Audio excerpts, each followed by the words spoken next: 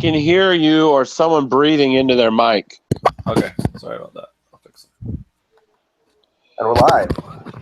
All right, hey everybody, welcome to the Growing Officials podcast. Per usual, we have a pretty hysterical start. So, we do this show every week, or we try to do it every week, and to cover aquaponic and cannabis related topics. We have some pretty awesome guests this week. We have Rafael from the RootStock, which is one of the only aquaponic education foundations to ever get national recognition. We also have JR Token from the Do Grow Show, Fish Ganja Guy, and Brian Grow. Marty will be joining us here shortly, and hopefully we'll get an aquaponic dummy and some of the other guys on tonight too. We'll see if they pop in or not. The Daxtractor guy wasn't able to join us last minute.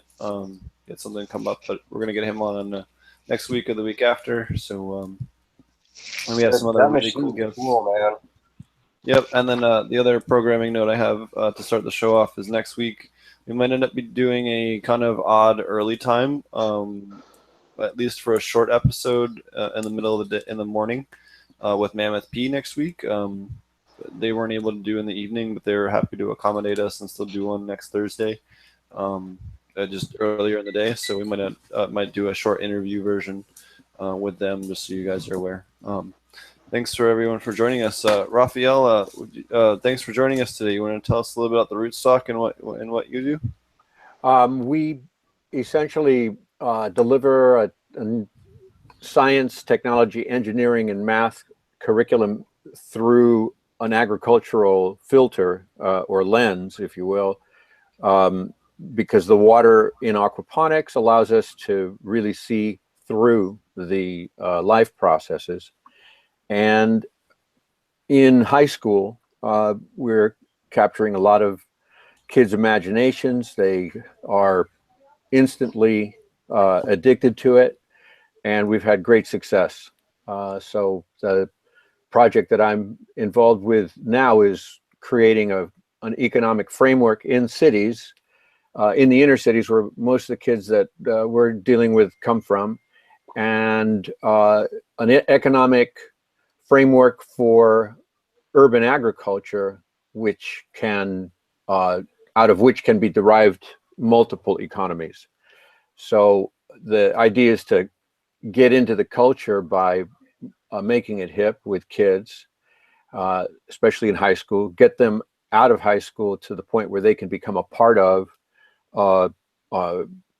effort to restore nutrition, quality nutrition in places where it has never existed, and including community work with expectant mothers and so forth, so that the benefits of real nutrition can be translated across generations. And if we can get to the point where we're doing that, then we're accomplishing our mission. That's what it is. That's awesome.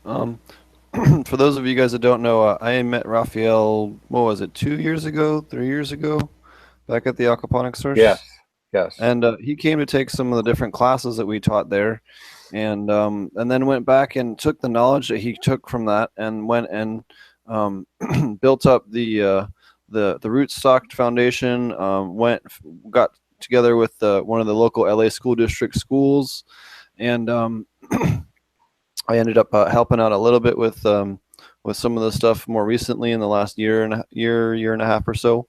But before that, he ended up winning a national award with one of the schools. Do you want to talk a little bit about that? Well, they've won.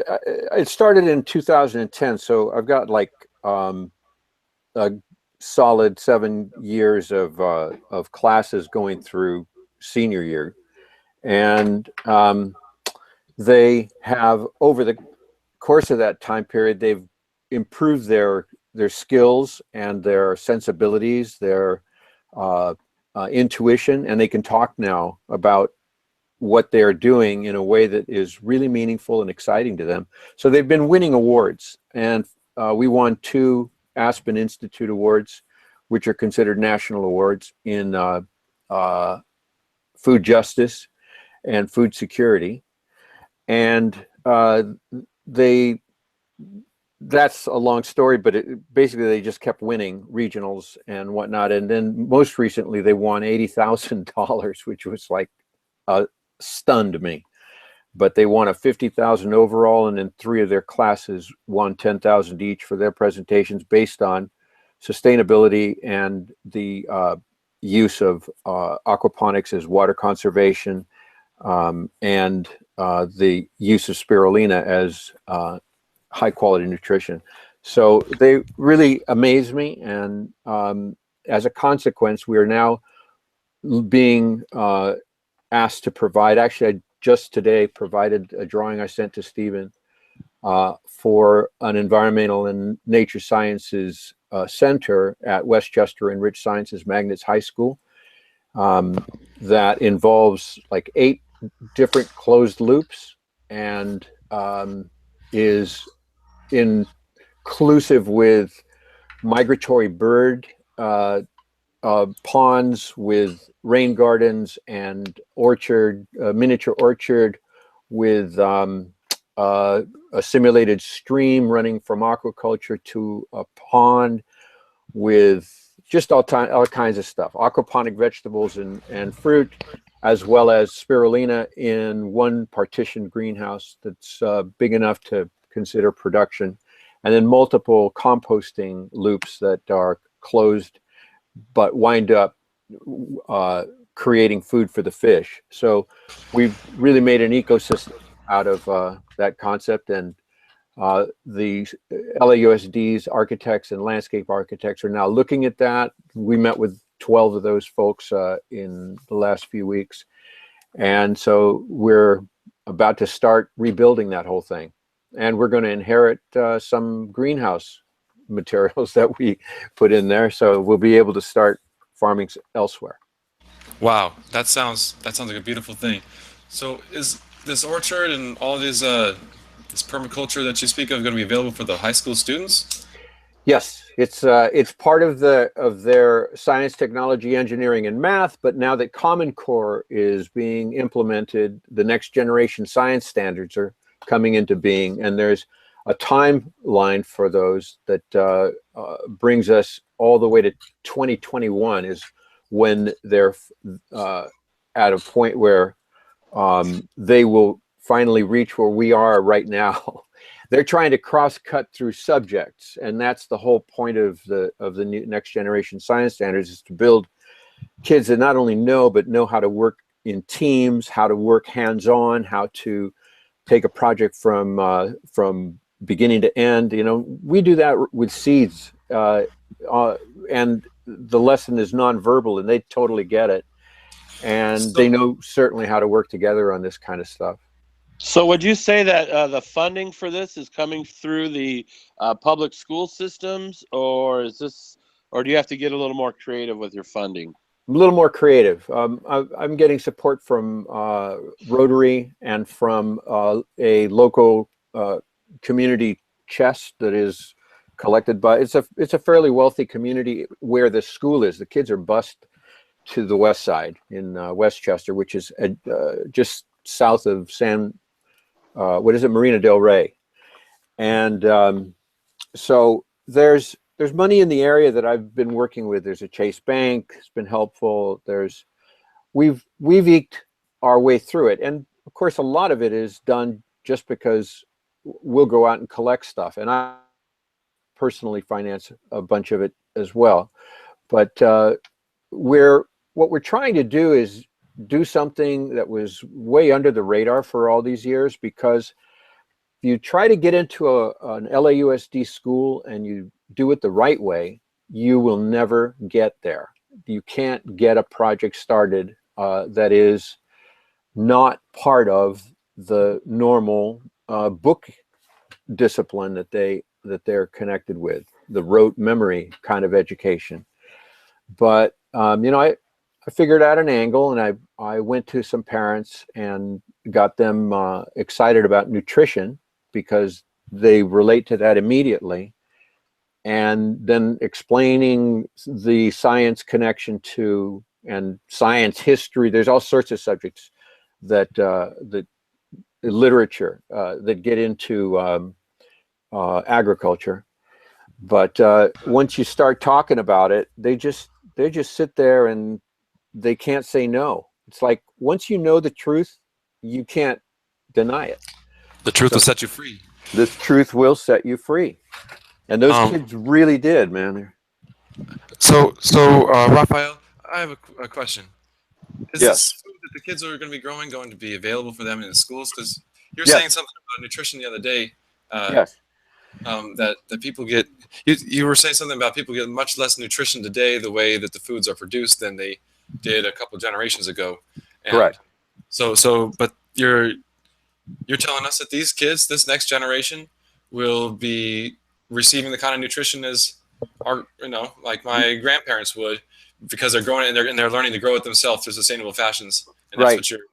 Yes, we're building resiliency into the community through learning how to grow self-sufficient products, things that make survival possible and, in fact, very enjoyable. There's culinary traditions that are connected to ethnic backgrounds, all these aspects of it that can, they do become part of the economy. You get people lusting for certain kinds of vegetables once they realize that it's available, because they're, in the big circle of food that you find at the supermarket, of course you get a tiny slice of the pie, because it's only foods agribusiness can grow and pick 2 to 3 weeks before they're ripe, and then ripen using ethylene gases and other methods for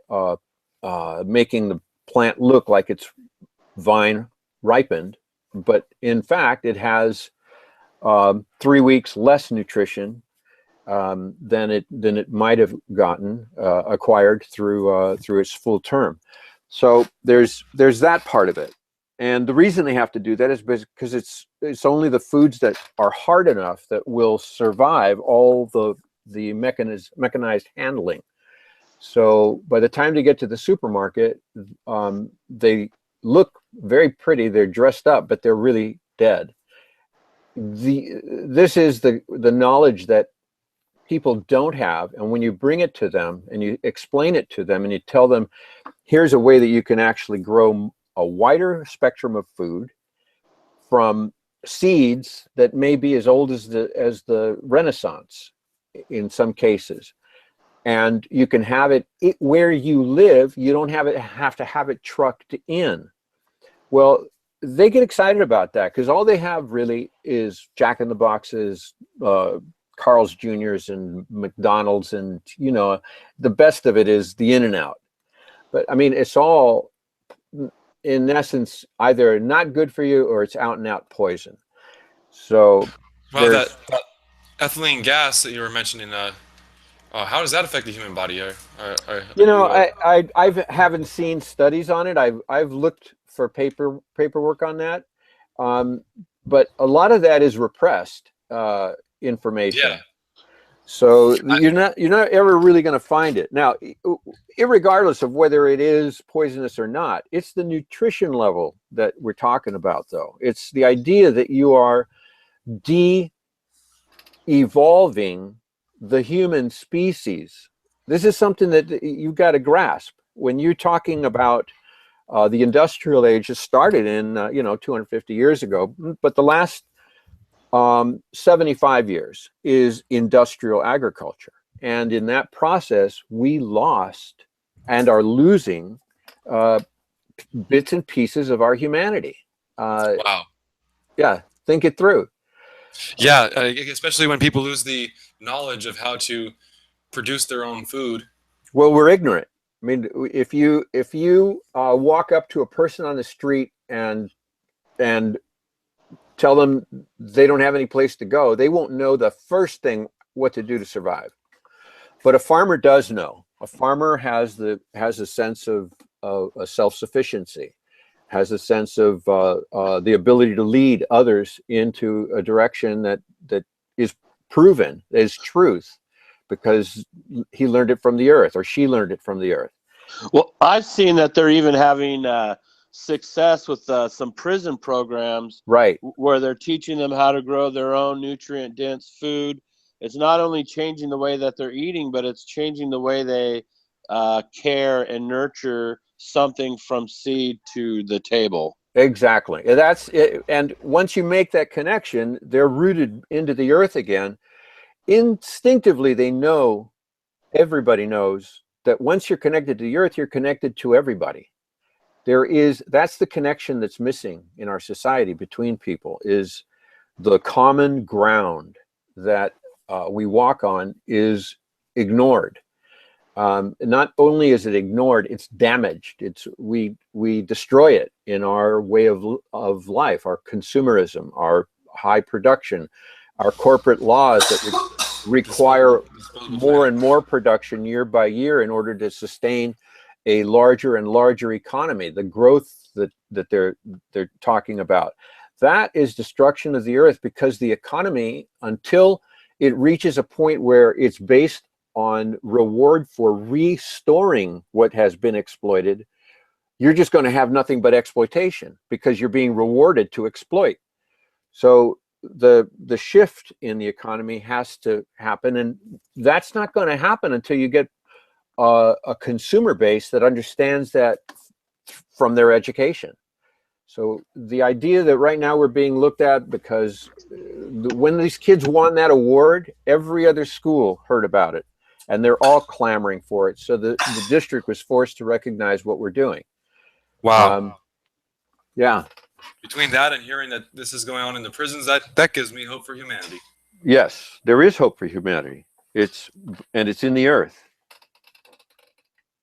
I know when I worked for the Aquaponic source, we sold a big aquaponic system to the Denver prison system for one of their big prisons in Denver, and those guys were cranking out a whole bunch of fish and food for those guys. So it's nice, it's nice to see it benefit, doing jobs training and benefiting a whole wide spectrum, not just children, but prisoners, and I know they just built a mental health facility in Denver where they're doing that for jobs training for people that have mental health problems, and it's really cool to see how it can affect all these different social groups. Yeah, it's a wonder. They take to the seed, like in preschool. You can show a kid a seed and then let them see the continued growth, and they get it. It's nonverbal. It's the greatest truth lesson, and you don't have to say a word. Now, Rafael, do you think that this could be setting a trend in high schools around America? Oh yeah.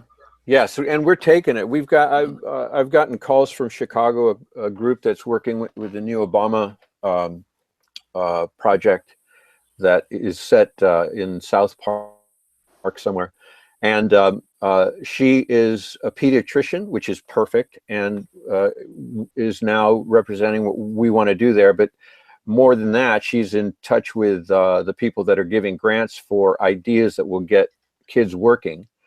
And we see urban farming as a major play there.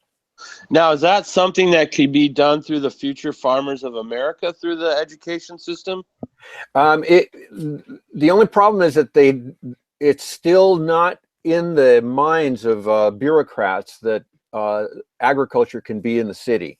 So it does happen, but it's really going to happen because we motivate parents to become like a political force at the local school, and just get the principal to say, okay, I can't say no, and then use the spaces that are available, be creative with parking lots if you don't have grounds, and make it happen. Aquaponics is very flexible in that respect because of the configurations it can take, and it's such a wonderful thing to bring. It's really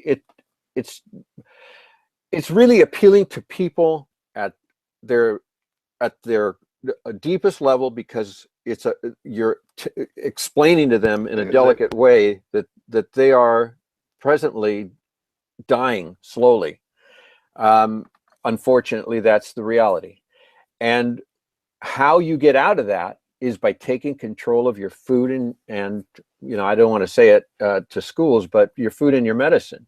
You want to be able to grow the things that keep you healthy. But you can talk about food, and you're saying exactly the same thing. So it's not that difficult. It's just people need to get behind it, and I'm happy to say that the youth are getting behind it, and that makes all the difference in the world, because my work is done if I get enough of them. Yeah. Beautiful. It's such a beautiful thing that you're doing, and thank you. Yeah, you know, the scope of the impact that this is showing that it can make. That's what humanity does need to strive and thrive and fulfill our potential is to have people be able to bring their own food into their lives and be well nutrified to do whatever else they can imagine. And wow, this is mindful of the earth while you're living here. Do you want to talk more about the spirulina portion of your project? Yeah. So the spirulina portion is exciting because it is an actual medicine and it's a food. It's the most nutritious food on the planet, but it's most importantly, it's a natural chelation therapy that will glom onto heavy metals where it exists in the anatomy, and it chelates it, changes it molecularly, allows lead to release its grip, and then goes out through the urine stream. So we have a project that's Rotary is our primary backer here, we're talking about Rotary International because we're looking at this as a global problem, the problem of lead specifically. But what we're going to do first is go to Flint with juices that I'm hoping we're going to be growing in sunny environs, and then trucking juices that have spirulina and aquaponic vegetables and fruit that the children can take at lunchtime, and done on a daily basis. There's only 10,000 kids there. It's not that much. It will take some production, but I believe that with the right backing, we can get the facilities in place that will facilitate volume growth in actually not a very large amount, but enough to do those 10,000 kids. Did you say it was going to be in Flint, like Flint, Michigan, with the brown water or the orange? Yes, right. Okay. The lead water. Yeah. So lead is one of our biggest problems as the result of gas emissions. From 1940 to 1995, when lead was banned, the entire municipal built environment, it became loaded with it, because that's where the cars are most massed. And the lead exists in all of the soil areas or any of the dust areas, and it's kids who are only 2 feet, 3 feet tall that when a breeze kicks up, they're breathing that lead. So lead poisoning is in 750 municipalities across America, and that's a conservative number. The problem with it is that when it gloms onto a developing mind, neurons are only created in the first 2 years. So the birth process gives us a human being that is ready to become productive, but if the heavy metal poisoning gets into the blood-brain barrier, now you've got a non-conducting substance in there that is interfering with the neural firing of synapses, and literally the kids can't put their memory together with what they're learning next. So it's like they fail by the 3rd grade because they can't put their memories together with what they're learning every day, so they can't memorize things. They get very frustrated. They fall into delinquency. It happens quickly. They become problem children. They become suspended, expelled. They get early pregnancies. They get hooked into drugs and gangs. They get into violence. They wind up in prison.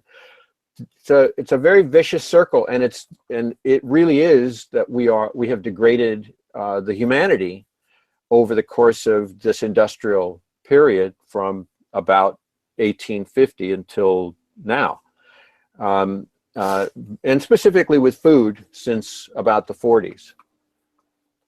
So it's something that we have to face up to, but we don't, because people die. And when they die, they might die sooner than somebody else, but if they're poor, nobody notices. Who cares about them?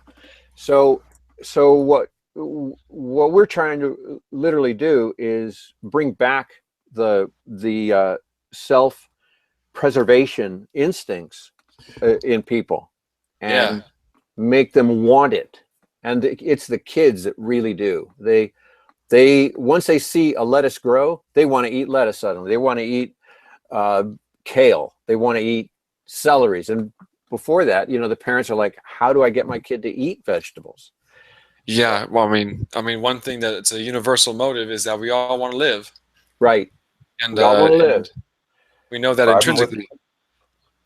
Yeah. I think also that you said something that really struck home, in that when the kids when they get locked into it and they start getting the mindset of what we need to be doing productively is to repair and restore what has been damaged and taken away, then we're going to, as older people, hopefully we'll be able to die knowing that things have been turned around and we're working towards a better process, a better progress. Yes. And it's great to hear that the younger generation is feeling that hope, because I feel that a generation older, there's a lot of apathy. A lot of people feel as though the end is already coming. There's nothing we can do. Just time to embrace it and like see the last of days. And it's like they've given up. It's almost as though that belief itself is part of what's creating this self-fulfilling prophecy of such universal threats to humanity, and people not changing their practice because of it. And but to hear that the next generation is wisening themselves up to their their potential and the greater calling, and not just giving in the apathy that I feel. It sickens me that I feel a lot in my personal age group when I go around, and just the attitude of people. It's just life is not a joke. I mean, it can be funny, it can be fun, but people just act like it's a satirical like everything else, like just to give up. And they do think life is a joke. This gives me hope. This gives me a conviction that there is people becoming self-sufficient in the harmony with nature. If we can keep infiltrating our hippie values into the school system. But I had a specific question, Rafael. Yes. You said in the last 40 years that there has been some sort of opposition to our humanity as a result of the Industrial Revolution. And well, well, I don't want to badmouth industry. I mean, well, I just what I want to say is we learned a lot from all the things that have come. Everything in its own time is proper, but the time now is to recognize that in the process of learning everything that we did from the combustion engine and from the use of chemicals and the use of poisons and insecticides, what we have come to learn has to be faced. We unfortunately live in a time of denial. We have science denial and people that have monetary interest. And so when you examine that monetary interest, what you're looking at is people who are motivated by money because they're being rewarded for the exploitation, not for the restoration. There's a second half of the economy that's missing, which is the one that will make us mindful, makes us conscious, makes us work together, want to work together. In fact, we do better when we work together when in the restoration of resources, because it's a big planet compared to us, but it's not that big compared to the relative size of the cosmos. And, you know, I think it was Hawking just in the last week said humanity has another 100 years, and that's it. Even that, I mean, yeah, that was the greatest mind alive today is predicting 100 years if we continue, well, continuing on the course that we're on. So that is pretty dire news. I mean, that's one perspective. I mean, well, yeah, but it's a pretty well learned. It has to do with not acknowledging, and then doing something about climate change. Well, okay. Did he also take into account biological disease and whether or not we end up spawning a nuclear war? I think those were the other factors in his equation, if memory serves me right. Yep, that's true. But all of those are addressed through this new awareness of what we have in common, the need to preserve it. I mean, that's across borders. That's something that can get kids started in projects across borders so that they grow up used to working together. You know, we don't have leadership that wants this because we've been learning an economy that is, instead of working together, it is making others fail. It's well, I win. If I kill you. I would say that that's very true, that it's been a system of competition, not cooperation. And we as a species have our best elevation when we work in cooperation with each other, right, not in competition with each other. Correct. Yes. But, yes, I believe that to be such a conviction of mine as well. That what has caused our survival so far is the cooperation, and that competition and conflict are fundamentally opposition to our survival and quality of life. Right. And people believe that it's like, you know, survival is fittest, that has so much to do with our living. But that's why, just like when you help somebody and do something good to aid another survival, you feel good about it. That chemical release in your mind is your DNA telling you this is how your ancestors made it, was by helping each other. Right. And I feel have got it misconstrued to think that it was the violence that and the hoarding which helped people survive, because those things have only caused people to correct.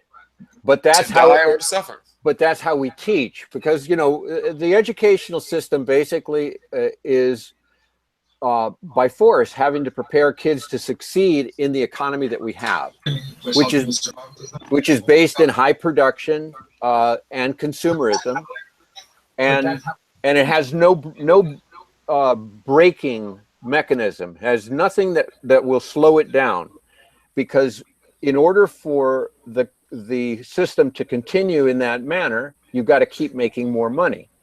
So it's money for the sake of money, and what it can buy is questionable as far as its value really to our lives. That's why everybody knows you can't take it when you go. But and even that, so many things are wasted. Every time anyone wants to have a bite to eat or a glass to drink, they need a different container, right? And then all that stuff ends up just congregating in the ocean, and right. So if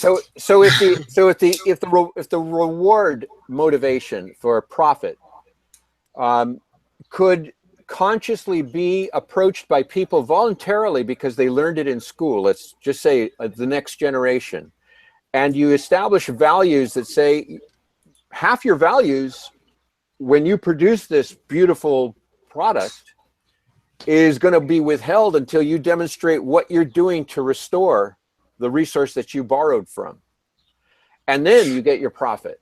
So there's half of the work is still missing. Look at all the packing that you're using for this. Well, the more you use of that, the less you're going to get in profit, because it's costing you some, but we're also going to withhold a piece of that economy until you show how you're making the consumer able to reuse that material or put it back. So the language has to be developed, obviously. Pardon me? That half of the work that's missing, it's so strange to me that in a time with more universal threat and more people than ever before, more things that need to be done for people. And Right. it's also a time in which there's no jobs, or less jobs. Right. People talk about there's no jobs. What do you mean there's no jobs? There's so much that needs to be done. Right. Why is it that the many willing and able out there on the street, just because of this shortage of jobs, are unable to help with the Right. need for change of humanity so that people can do things like Right, but an provide example of, themselves with food how an example of how a voluntary system might work is that if you have a more aware society as a consequence of education, and they get to a point where they're earning money, they are producers, they have their corporation, they want more profits, they're working toward that, they're trying to grow their wealth, which is all viewed as positive by our society. But that person knows also that their products are not going to be bought because there's consumers down there that also are looking to see the credentials of their sustainability. So this corporation is now in a position where either they're going to do sustainable stuff or they're going to donate their money to programs where people are scouring the beaches for plastic, lifting it out of riverbeds, going up into primitive environs and making sure that the watershed is working properly in teams. You know, people that are being paid to do this, to keep the environment healthy. And until we have that kind of cooperative willingness to voluntarily restore what we're taking from the earth, then it's just going to continue degrading. And we have, as a society, accepted that. We believe that there is no other way. Well, you know, I bet you people would do that if they printed some money for that. Well, that's exactly what the carbon tax economy is trying to accomplish and is doing in other parts of the world. But we resist it because our politicians are in bed with energy companies. So there's a juggernaut that has to be broken, and we're not going to do it by competing with it. We have to improve our society compared to our leadership. The leadership is going to continue to take bribes, and they're going to continue to make decisions that are against the interests of the planet and the rest of us, because they feel like they're feathering their nest and they're entitled to do that. The only way that changes is by raising awareness among people, and the most effective way to do that is by making it part of the educational system. And that is what educators and bureaucrats at the district level need to understand, that we're either preparing these kids to just go out there and do more destruction, or we can still teach them everything that they wanted to learn, and perhaps better, through a filter that gives them appreciation for the earth and makes them responsible as they grow, where they feel a connection. Now, have you seen any resistance to this trend starting in schools, or this idea happening where you are implementing it? Only in Louisiana. I was working there in New Orleans prior to starting this here, and what happened was I got my life threatened. A farmer came up and, out of the audience and told me that he wanted to kill me. So that was really amazing. But that's the Midwest. It's huge. Farming is huge there. Did he give you a reason? Oh yeah, I was talking against Monsanto and that's all based there in Missouri, like St. Louis is the heart of it. And so this was a farming convention, a farmers convention that was happening. And I got up and asked a question of a speaker that was there. Do you think you could tell us that question? Pardon me? Do you think you could tell us that question? What the question? Monsanto provides food for a lot of people. I think that the question that you asked them, the one that caused them to. Well, it was related to Katrina, because the hurricane had just come through, and the way that farming relates to that is that farming throughout the Midwest deposits huge amounts of super rich nutrient that simply washes through dead soils into the Mississippi River. And the mouth of the Mississippi falls out right in the bayou country of Louisiana.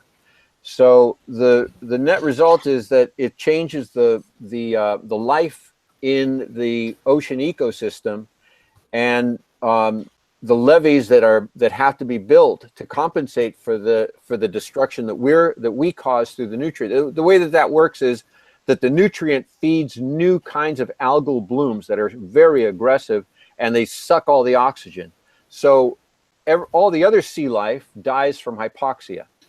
In addition, it desiccates, takes out all or adds salt into the roots of all the spartine grasses that hold together the whole Gulf Coast.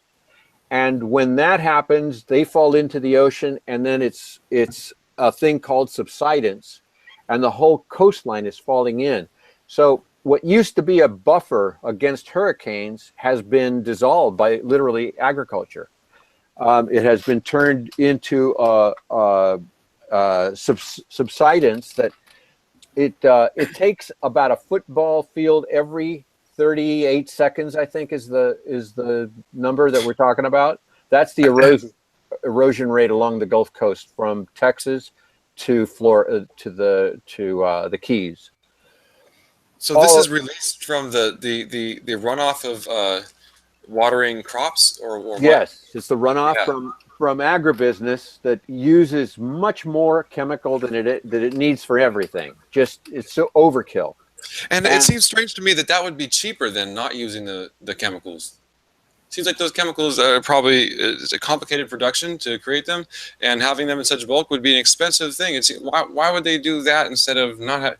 Do you think it really saves them money? Or is there some other intention? There's other factors. There's agricultural subsidies that are guaranteed by the government. So they don't have to make that much money. They just basically have to stay in business, and they have to look like they are this huge powerhouse that the government can't let die.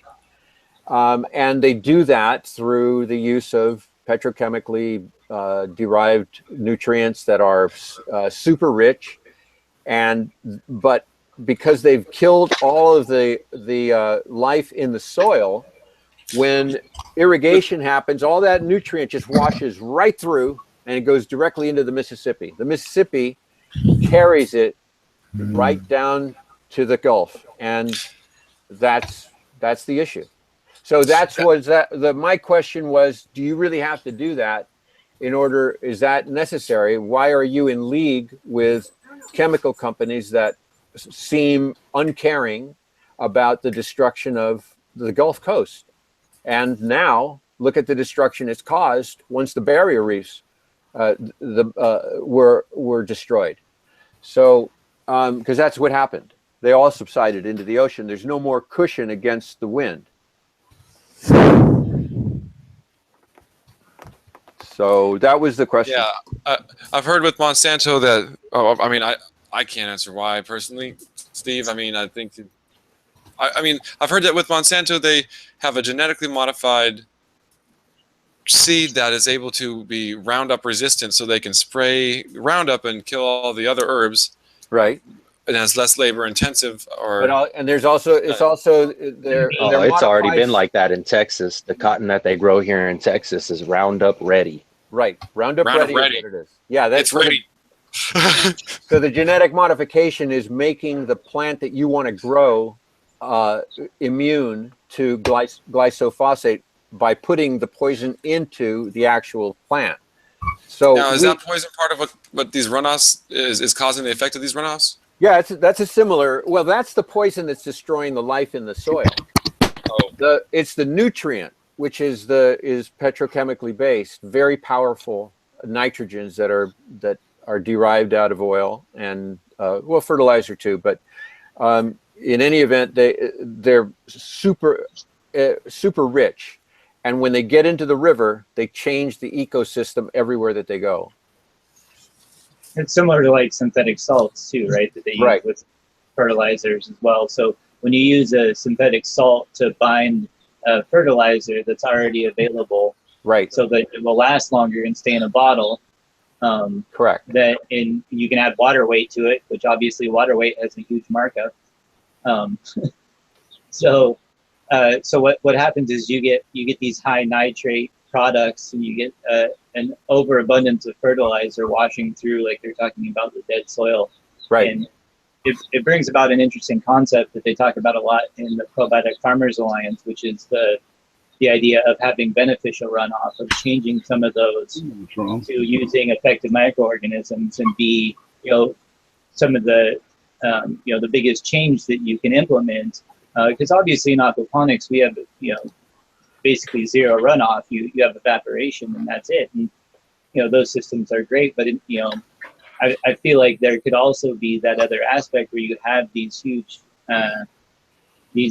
agricultural places that could just switch over to using different practices with similar inputs, save money in most cases, and have beneficial runoff. So instead of having synthetic salts washed out or having pesticides washed out, you could be having excess beneficial bugs, or you could be having excess effective microorganisms, or lactobacillus, or whatever it is that you're using in your sort of more probiotic farming methods. Right, but that doesn't meet the volume needs of agribusiness, because keep in mind they have to make it look like they're huge and they can't go broke.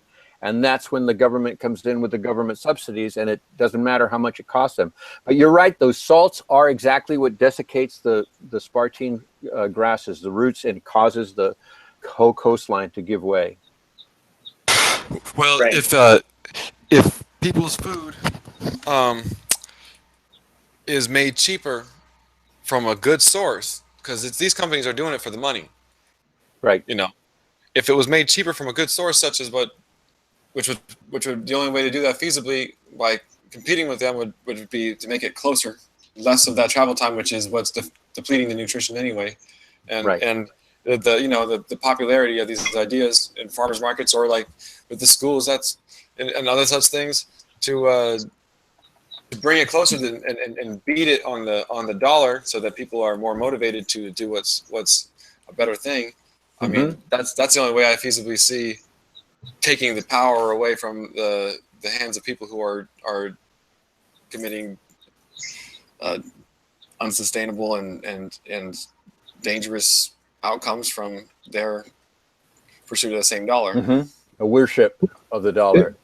If I can interject something, I just like to look at you guys are all aquaponics, these people, when you're using fertigation or something, or like you're talking about applying nutrients in this concentrated form from chemical companies, is similar to what they're doing with fertigation in a lot of row crops. Right. And what runs across the bedrock and washes into your water, your streams, it'll be the same way as if you added the extra nutrients and such to your aquaponic system. Yes. And the thought I was just having, since I'm not an aquaponic guy, but I am a fertigation and hydroponic guy, and we're running across that, and nobody was mentioning the fact that this was by running into the streams, it's the same as those extra nitrates and stuff getting into your aquaponics or hydroponic system, either way. Absolutely. Yeah, like algae blooms or any of that same stuff, that you actually see it faster in aquaponic system because it's such a smaller environment.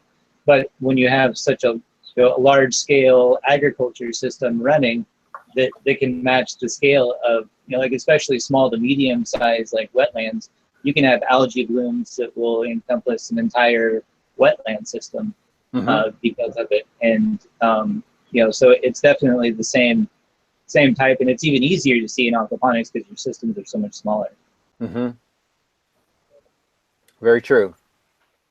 What's interesting about aquaponics is the recirculating nature of it, and its constancy, and the fact that you don't have to drain it. So in California, I don't see a different way. I think that really is what we need. And there's so much food that gets wasted because of our centralized farming, that if we can disintegrate the monolith of industrial agriculture and then reintegrate it the way that agriculture began, where people live. Yeah. So that they're a part of it. Yeah. Then you have less waste because people know naturally to grow what they're going to sell. And if they don't, they can compost it, make food for the fish, and fish. Yeah, worms and larvae and whatnot. So there's a lot that can be said for it when it's local and it's being managed by people, because it's not just agriculture for supermarkets, it's food for themselves. It's their medicine.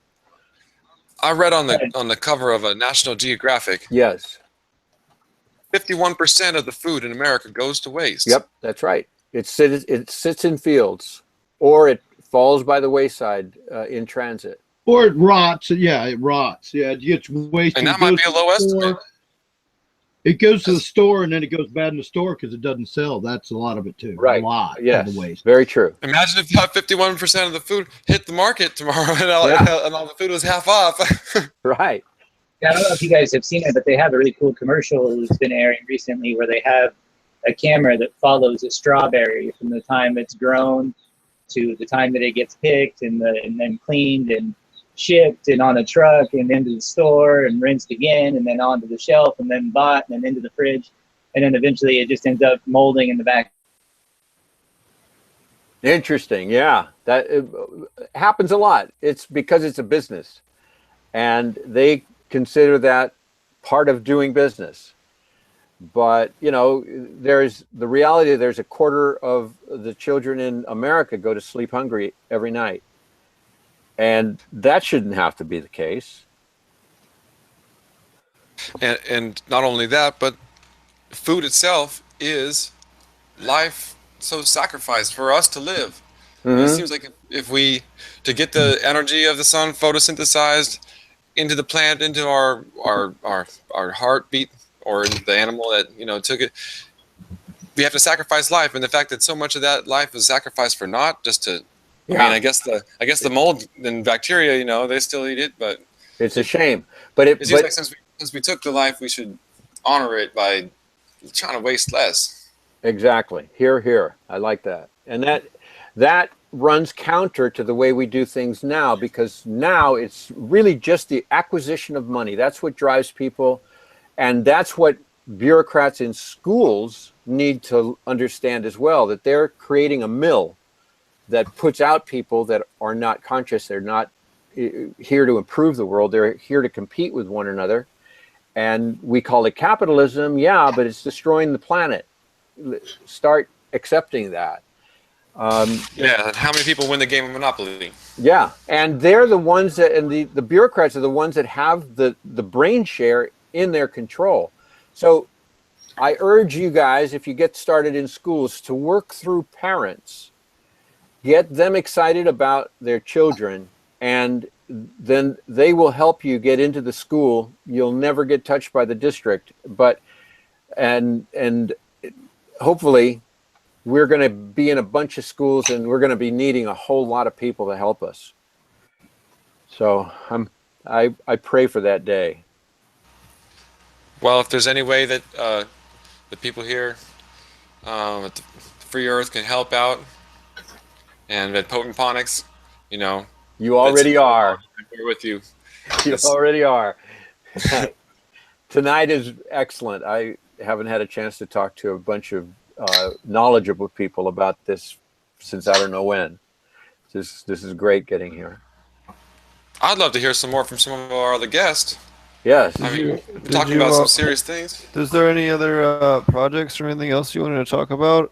The one other thing I was going to touch on before we switched guests was the work with the NASA Science Museum. Did you want to talk about that at all? Sure. We got called and asked to provide a space-based farm for the new museum that's going to be built around the space shuttle at California Science Center.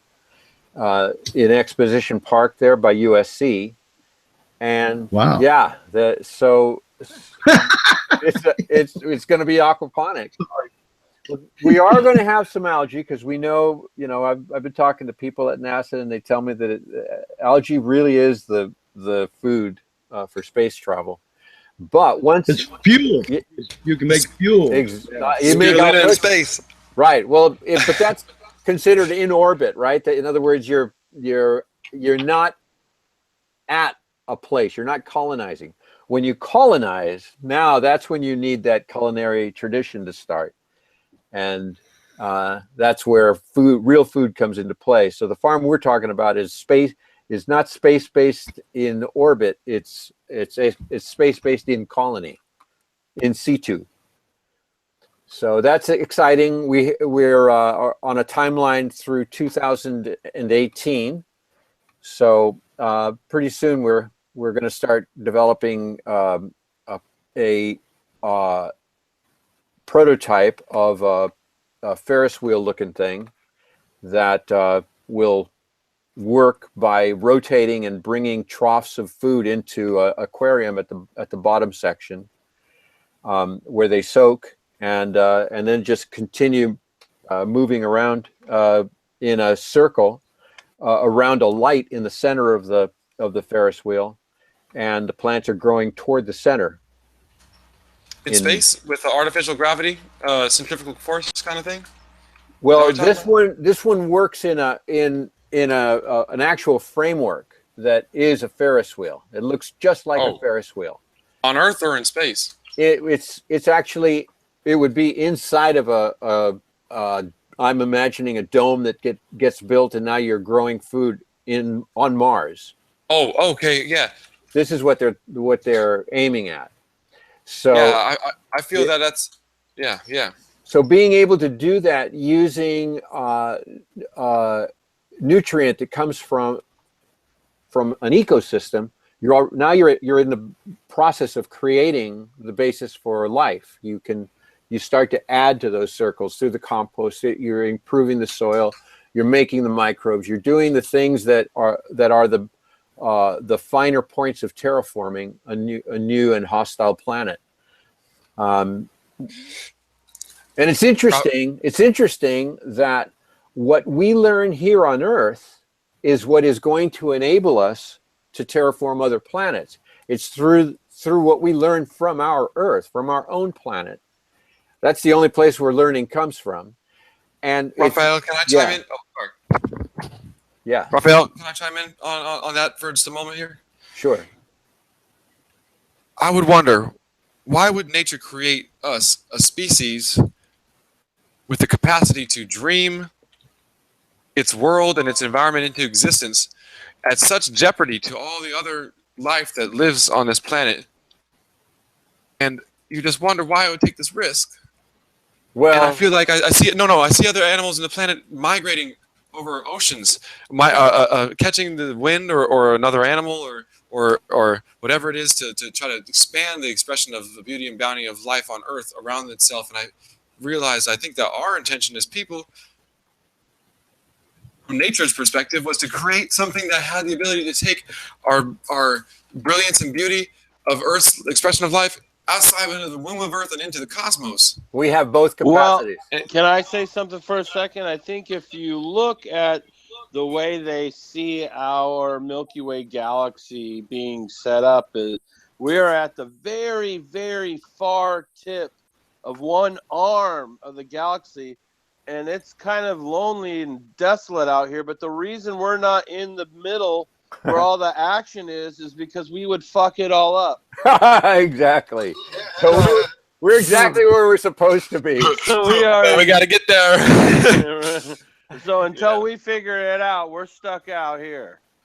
Yeah, it's interesting though that we are a life form that can reflect on things, as you were saying, C-Funk, that we reflect on things. We bring perspective.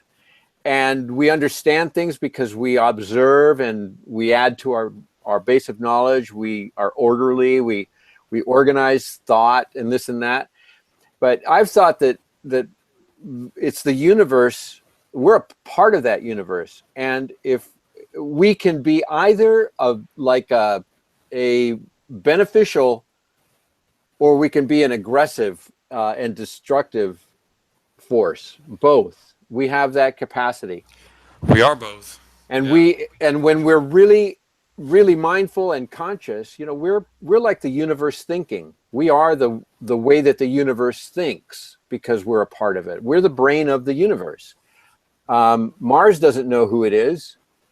Well, or maybe it knows it much better than we do, but we're the ones that can actually take that composition and understand it in depth. And I don't think there are very many other life forms that can do that. So I have to think that humans are very special, but we're so special that we can be destructive to our own planet. Understand it in depth. From Yep. the miracle of our birth until the mystery of our death. Yep. The challenge is discovering why we're here and hoping that it comes in because we're here to do good, and restore, keep the what we inherited at the same quality so that we have something to give to future generations. Now, we don't think in terms of 200-300 year cycles like the Native American did, but that is what's necessary now. We have to be training kids to have those kind of conscious awarenesses. That was redundant. Well, I mean, I've heard a lot of cultures. The people there will know some 500 or more plants in their environment that they can utilize as food or medicine. Right. And most people in at least the city, where the ground has been paved and plants come in on a vehicle that drives down that road to feed them, they don't know 500 plants that grow in their environment. And if something like those vehicles stop coming one day, it would be really hard for those people to find what they're going to eat. Yeah. Well, it really has to do with how we train our kids. It's how we educate them. That's the purpose of school. We have to find it again. Alrighty. This is redundant too, but Rafael, it's so cool that you're doing this and making this influence in our time, in our world. Thank you, man. Is there anything else you wanted to touch on before we talk about some of the other projects people are working on here? I want to hear everybody else's project. Wonderful. All right. Well, thanks for joining us. Would you like to tell people how to find you or how to reach out to you? TheRootStock.org, www.TheRootStock, and that's stock like STOCK. Some people spell that STALK, and it won't reach the website. So it's www.therootstock.org. Alrighty, I'll put that in the description of the video here as well, if anyone's looking for it. Okay. Thank you all. Wonderful. Thanks a lot. Marty, what you got going on this week?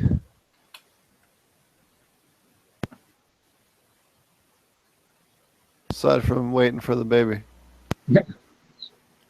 Uh-oh. Can you hear me now? Yes. Yeah, you're coming through clear. Sorry, from mute. Was screwed up for a second. Anyway, yeah, mostly waiting for the baby. Pretty much got the same grow going on here. I did have one of the other praying mantis eggs hatch. So I got little baby praying mantis jumping on my shoulder throughout the podcast, which is kind of fun. They run up here on the chair and then they jump over on my shoulder. Here, let me see if I can grab a picture of one. I don't know if this is going to be long enough or not. No, it's not. They were crawling over the walls and stuff earlier, so anyway, I'll take some pictures and stuff. But anyway, so those take a while to hatch, and one of them hatched about maybe a week and a half ago or so, a week ago, something like that. So second one hatched now, and they're crawling around, and I have some lace wings crawling around. These are about 5 weeks that you're looking at. What do the praying manti eat? What do the praying manti eat, if you don't mind me asking? They eat pretty much any bug that they can get their hands on. They're kind of like one of the more universal bugs, but I would say the only thing that they don't really handle too well is extremely small insects or eggs of insects. So if you have like spider mites, they're not overly effective against those unless they're basically starving. But if you have things like aphids or thrips or pretty much any larger pest that you want to get rid of, they're great for that. And for the most part, they're for my kids. They really love waiting for the eggs to hatch and playing with them when they come out. And they get pretty good size. A couple of them will survive and become adults. I've never had any reproduce in the garden, but they're always kind of fun to have in the springtime. And I take a couple out to the outdoor gardens and release them out there. And usually there's one or two of them that will hang around until the end of the season. And so that's pretty cool. It sounds like fun. It'd be cool if Yeah. you knew how to allow them to reproduce. I wonder what they're. It was keeping them from getting it out. I mean, It's a good thing though. It means you don't have enough bugs to feed both of them enough to want to breed there. Yeah, they decapitated the other one. Yeah, so probably the one that does reproduce the best, I would say, would be lacewing, and they're kind of cool because their larva stage is sort of like this little alligator-like insect that crawls around and eats small stuff, big stuff, mites, aphids. They're pretty fast, so they're definitely cover a lot of ground, and they can cover up to 100 feet before they eat their first meal, is what a lot of them say. So they're relatively easy in terms of like temperature and humidity and stuff. Most of the predator bugs that I use, like predator mites and stuff like that, they require a higher humidity than you like to run in flower. They're usually like 70% plus. So in order to get your pressure right and keep everything right, if you want to have that much humidity, you have to run your room pretty hot. So they can be difficult to manage and keep around. They're good for, I would say, like spot infections, but lacewing larvae, you can keep releasing them, and they'll even, like I said, they'll reproduce in your garden, pretty consistently. But they come on these little cards. Here, I'll grab one. And they just have little eggs stuck on the card. Ooh. And you leave them out. And they hatch within about, I would say about 2 or 3 days. Wow. And they eat all kinds of stuff. So they'll eat eggs, they'll eat, mites, and they get in fights with the mantis and stuff too. So it's pretty entertaining for sure. How are they for fungus gnats? They're great, especially when the mantis first hatch. They'll be running around all over the root zone top and taking out a lot of those as they try to crawl up. A lot of fungus gnats aren't able to fly as soon as they hit the surface, so they're pretty vulnerable there. What about the lacewings? Do they go after those too? What's that? The lacewings go after them too. I mean, that's really the only pest we have issues with. Yeah, and then I would say the only other one I would recommend for that. So they're called thrips predators, and there's one other one that I would recommend that really crews the root zone pretty hard, and that's probably the best way to get rid of fungus gnats, in my opinion. Is whitefly a fungus gnat? No, I think it's something else. No, it's different. I mean, it's kind of similar. It's a moth. Yeah, Annoying. they reproduce in the top of the soil in the same way. It's kind of where they're vulnerable. So they'll have similar predators, but they're definitely different bugs. You can actually get whitefly predators. They're like these little worms. They'll get in the eggs and take them out as well. So I'll post the link to the. That's cold. Yeah, it's good stuff. They come on a little card too. Here, I'll show you. So that's what the little card it comes on. You can see down here on the bottom, the little circle. That's where they hatch out of. Put the card down just a little bit. It was applied bionomics. What is it? Here. There's the name of the bug right there. Okay. And then here's the website. You're hold it there for a second. Let it focus. It's applied. Ah! Is that good? That's perfect. That's just what I needed. Okay, you got it. Bio-nomics. Got it. Thanks. Yeah, no problem.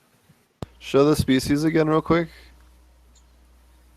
No, Steve. Because it's in focus now. Close your attention. There you go. Yeah, There. Carcia.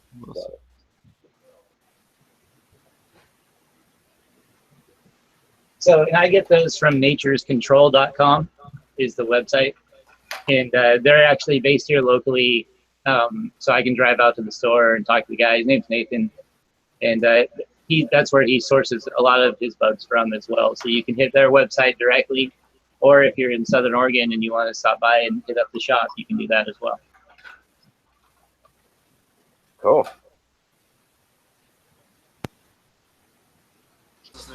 So yeah. So let me see if I can get over here maybe. Oh, here I need to switch back so I can see what the hell I'm doing. Sorry about that. Let's see if I can get in here.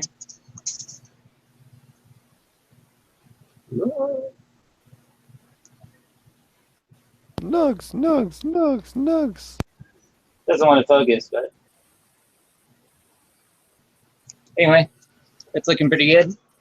Yeah, man. So they got about, I would say, about 2 to 3 weeks left on the Oregon blackberry, and so doing pretty well. We talked a lot about, or a little bit before about, sort of reusing different stuff and sort of recycling, and most of that is kind of what this whole thing is here. This is a shelf that I use for the sort of the scrag rack, just with some 2x4 scraps I had laying around. And then these lights are old gym lights that I bought off of Craigslist, $25 used. They were 400 watt metal halide lights, and I ordered ceramic metal halide replacement lamps for them. So they're 330 watt conversion bulbs, and they just screw right in. And so for about about $91, $92 each, I got a ceramic metal halide. So it's definitely, I feel like, a significant increase over, or I would say more efficient grow light over what I've used before. And I've used 600 watt HPS. I've never used 1,000 watt just because it gets too hot for my garage here, but I'm able to run fire. Yeah, I like fires. No, but I definitely feel like I can run these in here no problem. And even though I got up to about 90 degrees outside today, it still didn't break 80 in here. So that's definitely a lot better than when I was trying to run the 600 watt HPS. It was just, the AC was constantly running, and it would still spike up to around 92 or so, and was just getting too hot. So that's when I switched over and I bought just LEDs and ran those because it was a lot cooler. And now I'm able to throw these in here as well. And it actually dropped the temperature when I put in these two lights by about 8 degrees. So that 70 watts per lamp that was previously going to heat now essentially isn't, because the output of the lamps themselves are about the same in terms of lumens and PAR and all that stuff. It's just not producing all the heat that it was before. And then I'm not also using more power in my AC to get rid of the heat after I consume the power to start with. So I definitely feel like for the money, ceramic metal halide, at least in my experience here, is definitely an improvement over older technologies. Nice. Yep. So yeah, that's about it for me. I don't know what I missed or what you guys already covered, because we had lightning storms outside, so I missed the first part of the show.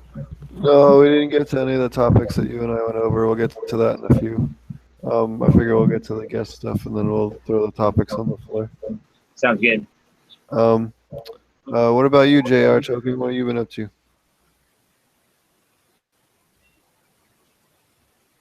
All right. What about Fish Guns Sorry, guy? no. I'm sorry you caught me. No. You lost your turn, JR. Back you go. Go ahead, Fish. No turn for you. All right, you want to go, JR? Sure. All right. Well, it's nice that you want to, but it's still my turn. I know. Go I ahead. know. Well, I got some great news today from Dinesh from Optic Foliar. I'm doing a giveaway, or actually, he's giving it all away.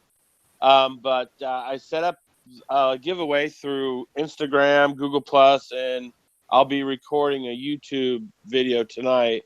And basically, the first 24 people to email them at sales@opticfoliar.com, they get a 4-pack of the 8.5-ounce bottles of Transport, Attack, Rev, and Watts.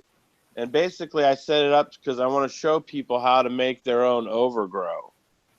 Or if they're like, say they're in a week 1 or 2 of flower, they have some pest problems they need to take care of, or they want to do some IPM for PM, then they can use the products without the Watts and the Rev and just use the ATAC and go in and spray down everything rather than having the risk of having too much nitrogen as you're trying to go into flower. So that's pretty awesome. And Yay! Yay! And also, I'm going to be doing a new round of genetics. I made a post last week regarding the genetics I'll be using, but I also got a Instagram message from Brad at the Raw Genetics, and he's going to be sending me a couple of his that he wants to have in on the head-to-head round. So we're going to have some stuff by Ken's Granddaddy Purple, which is a Purple Valley OG. We're going to have Ocean Grown sent me their Dark Plasma, and the other ones will be CTU from Raw Chemistry, and we also have the Do-Si-Do by OGKB that Fish Ganja guy gave me. And then there's also a Folgers that was a breeding project we did a while ago. So we're going to be sprouting 2 seeds from every variety.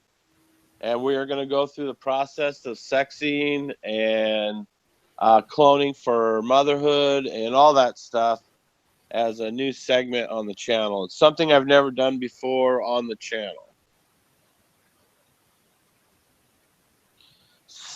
But yeah, Awesome. so that's exciting. Can you tell people how to find you? What was the name of your channel? My channel is J.R.Token, TOKIN. And you can find me on YouTube, Instagram, and you can also find me on Google Plus in the DGC crew. Awesome. If you want to send the link and throw the link up in Hangout chat, I'll post that in the description as well. Okay. Awesome. Excellent. Thanks. I appreciate the opportunity. Yeah. And I talked to Dinesh, and he really wants to be on the show next week. And, oh yeah, we're gonna. And also he had mentioned he's got some cool stuff to talk to us about. He said. I was talking to him a little bit. I'm not gonna spoil it for him, but he's got some cool stuff to talk to us about. Yes, he does. I talked to him about it today. It's going to be pretty exciting, I think, for you guys. Yeah, and you guys are in for a treat next week. Well, he didn't talk to me about this. And he said that if this promotion that we're doing right now with the giveaway, if it goes well, we may be able to do it again. So as long as we're successful in showing interest in the product, I think he's going to be more than generous in what he gives people for samples. Absolutely, and I know he's been working with the Do Grow Show guys for a long time now, for a couple of years, almost since the beginning. So yes, yeah, he's DGC from the beginning for sure. Yep. Thanks a ton, man. Is there anything else you got going on before we move on? Nope, that's it. Awesome. Thanks, buddy. What are you up to, Fish Ganja guy? Well, first, I just want to ask Marty, because I saw him over there smelling the plants. How are they doing, man? You're getting closer to harvest, and so you give a quick sniff. Oh, it smells so good in here right now. Yeah, I've had to turn my fan up all the way. I'm going to have to get a second one in there. I'm getting that point, too. But what are the flavors you're getting with that? Oh, dude, the Oregon Blackberry by Peach Frost, it's like super fruity, and it takes over the whole room right now. It's a little farther along, but I feel it. It smells a little like more like a piney, almost like a Jack Herer or something like that. It's got some feedback going. Dude, love it. Okay, that's mine. Anyway, so yeah, so a little bit more of a pine solly flavor to it, and then the shishka berry back here in the corner, which I can't really get the camera over there, but it's the one where if you could look at the pictures in the Cannabis Growers group, the bud itself is purple, and I've grown it a couple of times, and it always smells real sweet, and lives up to the berry name, and deep purple nugs, good stuff.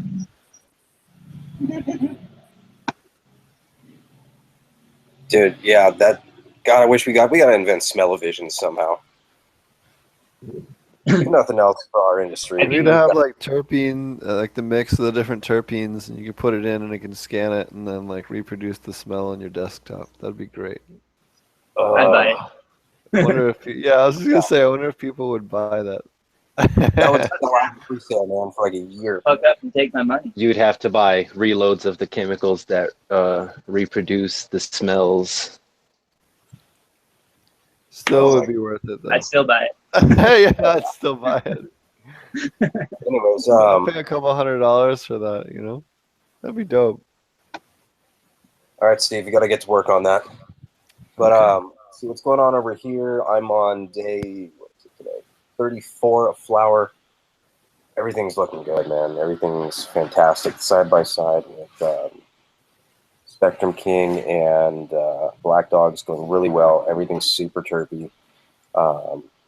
Like I was saying, the smell's just getting out of hand. I've got my 6-inch can fan turned up to max, and I'm gonna have to get a second scrubber in there, which is kind of a first. Usually the one does it, but it's well, JR, I'm not sure if you're still by the mic, but just gauging by those pictures that I sent you earlier, would you say you'd expect it to be kind of strong in that tent, or not tent, but the room? Because I've got things that are already tacoing pretty hard right now with resin trails. What was the first thing you said? You were cutting out a little bit. I got the first and the last, but what was that middle part again? I was saying, judging by the pictures that I sent you earlier, would you expect the room to be fairly stinky at this point? Oh yeah, for sure. Yeah, you would think so, because you've got, like I said, you've got on those Cross of the Titans, you've got resin glands on your fan leaves all the way to the tips, underneath, and all around. So all those have to be full of terps and be putting off smell for sure. Dude, I'll go in there, not touch anything, come out, and for like an hour I stink. I just get looks. Yeah. Oh, I love it. Looks fantastic. And then Marty, I'm not sure if it's still your cell number. Hopefully it's not somebody else's. I sent you a picture earlier of some crystal cookies. In-house genetics that are just going absolutely bonkers right now. You guys hear that thunder? What's up? I don't know if you guys could hear that thunder, but it was like right over the top of my house. Sounded like a rifle shot. Well, anyway, if you suddenly vanish out again, then we'll know what happened. Yeah, it gets black as fuck in here. And yeah, if you send me a picture, I haven't seen it yet because my phone's in on the charger. So okay, but yeah, everything's going great right now. All the strains are fantastic. Everything we're going from in-house genetics, from 42, from let's see, who else? Geist Grow from the Humboldt Seed Organization. I've got some Critical Cure in there. I've got some Super Harlequin as well, and a little bit of more Jelly Breath and Urkel Buck from Urkel Buck's from the Andromeda Genetics, and Chili Breath. Jelly Breath from In-House Genetics is just an awesome one. The best cut I've seen is from Two Tone Willie, who's going to be doing an interview on Dude Grow Show pretty soon. But it's a fantastic strain, man. I definitely, if you guys have the means to go by Neptune Seed Bank or any of the ones that carry in-house, look for it. It's just a monster, like absolute frost monster. I cannot like vouch for it enough. Well, I don't know about you guys, but pretty much any strain that I've put in terms of like healthy plants is always, frosted over. Often shade leaves, everything has produced glands, and that's just something that I've noticed with every strain that I put into aquaponics. And I think it comes back to the presence of the microbes, because I see a lot in like I mentioned, the Probiotic Farmers Alliance, or Korean natural farming, or different types of farming that are heavy on microbes. And I feel like you see that a lot. Yeah, aquaponics definitely brings it out because you've got that diverse microbial population, not just soil microbial life, but the aquatic microbial life, and they're just bringing in just the fattest flow of nutrients to the plants with ease. Like, I hardly ever pH my nutrient solutions. I just pH the fish water, really. And I'd never see any lockouts or anything for our plants because those microbes are making everything available as needed. Like, I have full confidence in that. I just keep it in the teas, keep it in good quality, clean nutrients, factoring veg foliar with optic foliar, as we were hearing earlier about that product line. I love it. And I've never seen anything out of hand with my plants. It's always been just Frost City. Every now and then you'll see something that stands out a little bit more, like the Crystal Cookies or the Cross of the Titans. But all the others in there, still Frost over perfect, like you said. But yeah, that's all that's really going on with me. And it looks like JR is doing a little tour of his room right now. Yeah, I'll turn the volume off. I mean, I'll turn the mic off. Oh, no, dude, that's fine. I have nothing else really to say other than check me out on Instagram and subscribe to my channel on YouTube, Fish Ganja Guy. And let's take a look at JR's flower room. Yeah, here's the flower room. Ba, ba, ba. Don't forget, you have to be 18 or over, or you can't be watching this video. That's right. No kids allowed. You just can't grow any. But yeah, here's some of the Thin Mint. I'll see if I can get in here. So trikey. Yeah, getting some nice tacoing on there. Some crystal rails. And, how far along are those? What strain is that? I'm right now in the middle of week 6. This is Thin Mint cut of the Girl Scout cookies. And I got a double scrog here to keep things supported. Quite a bit of it came up through the second scrog. I was really happy about that. This right here is that raw cookies from Brad from Raw Genetics.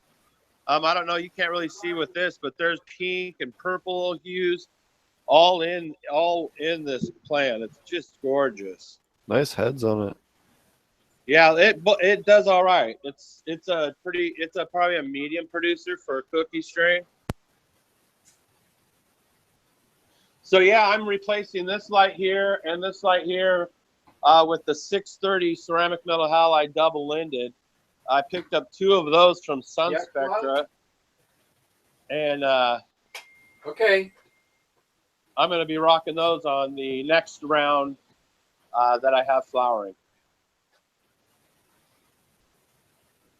Awesome. Those are beautiful. Thank you. Yeah, the lens I have doesn't really give you allow you to see the true color of this raw cookies. It's just really spectacular. And I only cracked 2 seeds. I got them, 1 male and 1 female. And so this is the only female pheno that I've even seen of it. I still have, I think, 11 more beans of it. And I've seen guys come out with more cone, pyramid-shaped buds, where this pheno has more fatter, more foxtail-y type, trichome on trichome, or I mean calyx on calyx type of situation.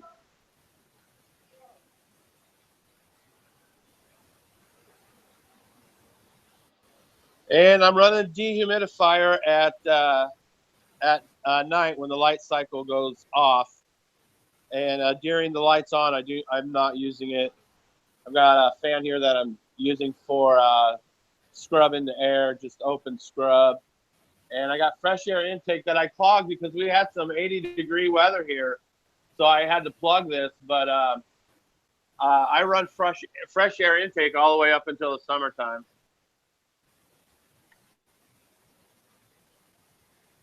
But yeah, that's the flower room. Saw some recharge there. All right. Yeah, gotta give out some love for the recharge here. Oh, we got some of our Mammoth tea. I like getting these small sample bottles from those guys. That way they stay nice and fresh. What's Sharon, on your shelf? We should do this. We should raid people's rooms and be like, "What's on your shelf?" And then I got my unsulfured molasses, which you can go to your local farm or feed store, and you can get a bucket of unsulfured molasses. It's a pretty large bucket. I think it's like a 3-gallon bucket for like $14. Nice. Yeah. And then I'm going to be shooting a video here as soon as I get done talking to you guys, and I'm going to be making the announcement for the overgrow and the optic foliar giveaway. Dope. Yeah. Make sure you what was the name of the channel again, so I can plug it in here? It's definitely J.R. token. Yeah, J.R. space token TOKIN. K-I-N. All right. TOKIN. All right. Now, okay, I got you now. I was fucking that up. Right on. I got that in the description now. But yeah, I'm gonna let you guys go, and I'm gonna go ahead and shoot a video and post it up tonight. Awesome. All right. Later, buddy. See you soon. And I'll talk to you soon, and I'll hopefully see you next week. I'll come on with Dinesh. Awesome. That would be great. Have you got a chance to use some of their other products? Do you want to talk about that for a minute at all, or you want to save that for next week? The products that I have used are these ATAC, Transport, Watts, and Rev. Nice. I use optic foliars. It's called Overgrow, and it's the combination of the 4 bottles. And there's a recipe that Dinesh gave me. It's 40 milliliters of the Rev, 40 milliliters of the Watts, 40 milliliters of the Transport, and 30 milliliters of the ATAC. And you use that for 1 gallon. And that will make a whole gallon of their Overgrow product, which is got copper sulfate in it, which makes less hospitable for powdery mildew spores. And they do have a little bit of some organically derived pyrethrum in it, or one of the natural one, not the synthetic one. I get them confused. Has a little bit of that in there in the ATAC. Awesome. Yeah. So yeah, I appreciate you having me on, and I'll talk to you guys soon. Hey, take it easy, buddy. Thanks for joining us. Growers love. All right. Hey, I gotta get going too, Steve. I'm gonna go get some dinner with the family. All right, get out of here. All right, guys. I'll see you soon. Marty lost connection too, so we lost Marty. Hopefully, Marty will be back. We're going to talk about. There's a couple of topics that we were talking about this week that we really want to touch on that happened this week in the news and stuff. And all right, guys. I'll talk to you later. And I know you haven't heard it in a while, but growers love. Yep. Be sure to check out his channel. Be sure to check out his Dude Grow Show. Why don't you plug that real quick before you go? Yeah, I was did another interview on Dude Grow Show last Friday. I just gave Steve the link a little while ago, so I think he's going to post that in the description. Talking about dual root zone aquaponics and the side-by-side between Spectrum King and Black Dog LED that I'm doing right now. And be sure to check out my Instagram, Fish Ganja Guy, and also my YouTube channel. Just look up Fish Ganja Guy, and you can get a little look at what's going on. I'm going to be putting up another video in the next week, actually maybe 2. One's garden update, and another one is just how I personally like to take care of my mother plants, I should say. So that way they last a long time, don't get root bound, and you don't stress them out. So anyways, take it easy, everybody. Awesome. Thanks. Do man. it. Bye, Steve. Bye, Brian. Bye, Roger. Peace out, man. Bye, everybody Yeah, I else. want to look at that LED video you put up. Dude, check them out. It's going great. Yep. Brian, do you want to tell us what you've been up to this week? Yeah, I've pretty much just been working on my new system for the past couple of days. I actually kind of took a day off today. I've just been chilling because probably the 2 days before that, I probably put in a total of like 16 to 20 hours between both days just putting my new system together.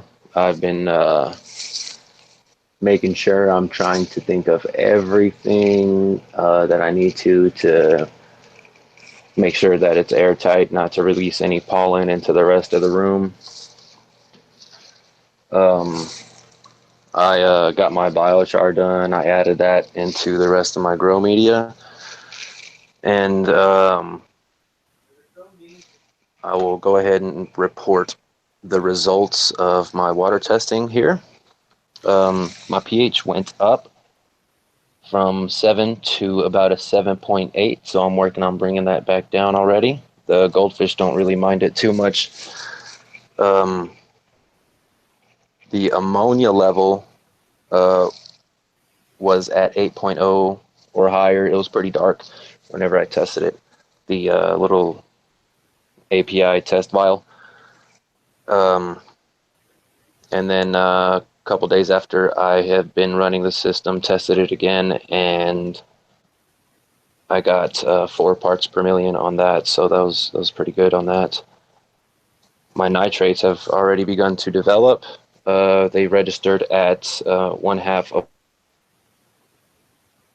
1. And oddly enough, when I tested my nitrates, it actually registered at 5 parts per million, but I'm guessing that's probably more due to my rainwater. And then that's pretty much what I've been working on. And I just kind of wanted to touch on one political item. Right now, Texas has a House Bill 2107 that is in the hands of Chairman Price. He's a chairman of a certain committee. They had a hearing about this bill. I believe it was on Tuesday. After that committee, we would find out that 8 out of 11 committee members now support the bill. And what this is going to do is open up access to full plant cannabis other than CBD only varieties. And the only the only condition qualify you for the previous version of this law was intractable epilepsy, and expanded to go from cancer to PTSD to spinal injury to any other conditions that may be considered debilitating by a physician. So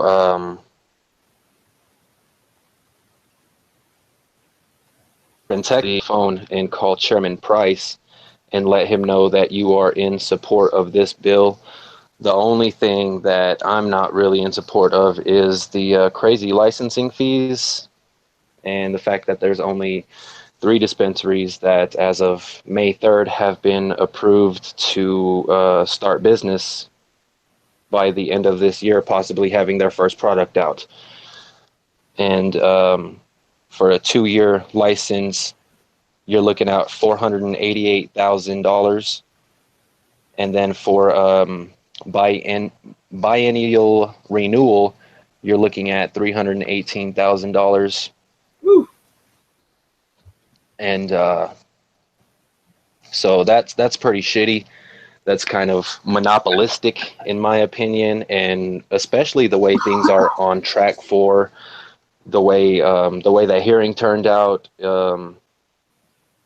you know, we had really positive results from that, where it's really on track for these 3 companies to really just start turning massive profit off of the medicinal market. So that sucks. But from the sounds of how that went down, which I was actually, this was probably like the past hour and a half before I came on the show.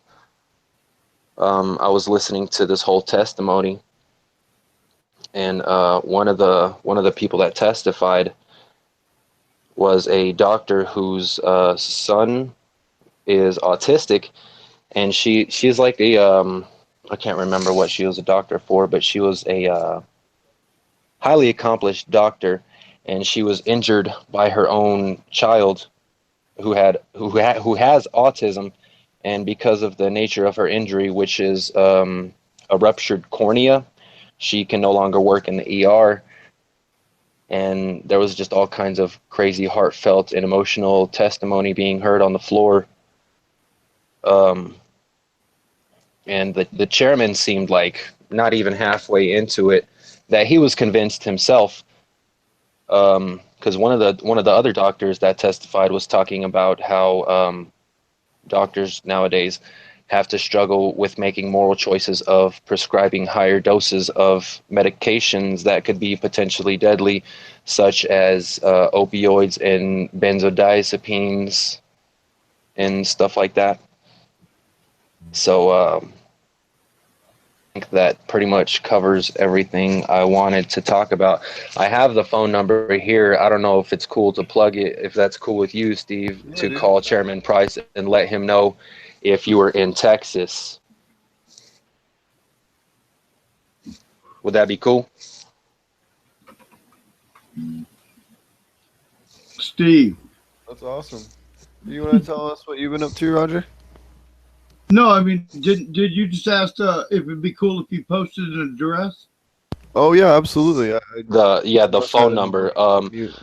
There's two phone numbers that you can reach Chairman Price at, and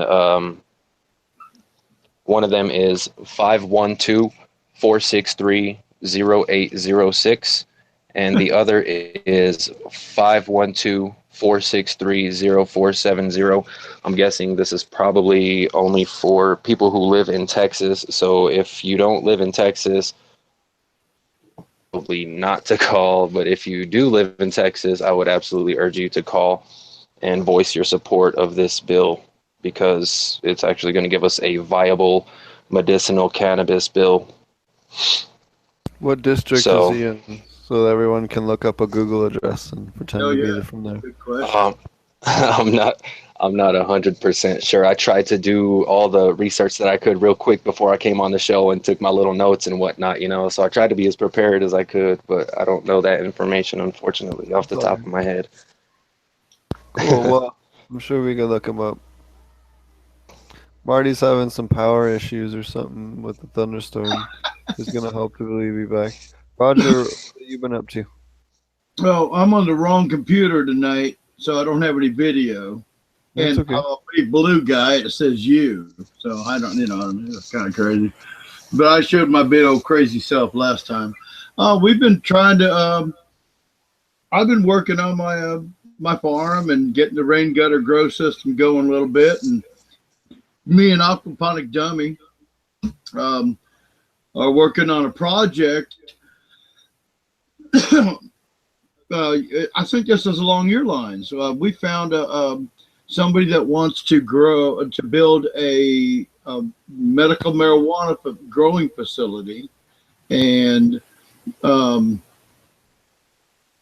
want to do aquaponics. Oh, cool. And they want to use it to grow and harvest fish for food and for wholesale, and Awesome. as well as to provide their grow facility with it's a very large situation, and Aquaponic Dummy and I were talking about it, and he said he couldn't. He said, yeah, that's going to be something, because they're talking about 500 plants to start, kind of thing. Awesome. Well, we can definitely You can caregiver. shoot me an email about that after the show. We can talk about that more. That sounds awesome.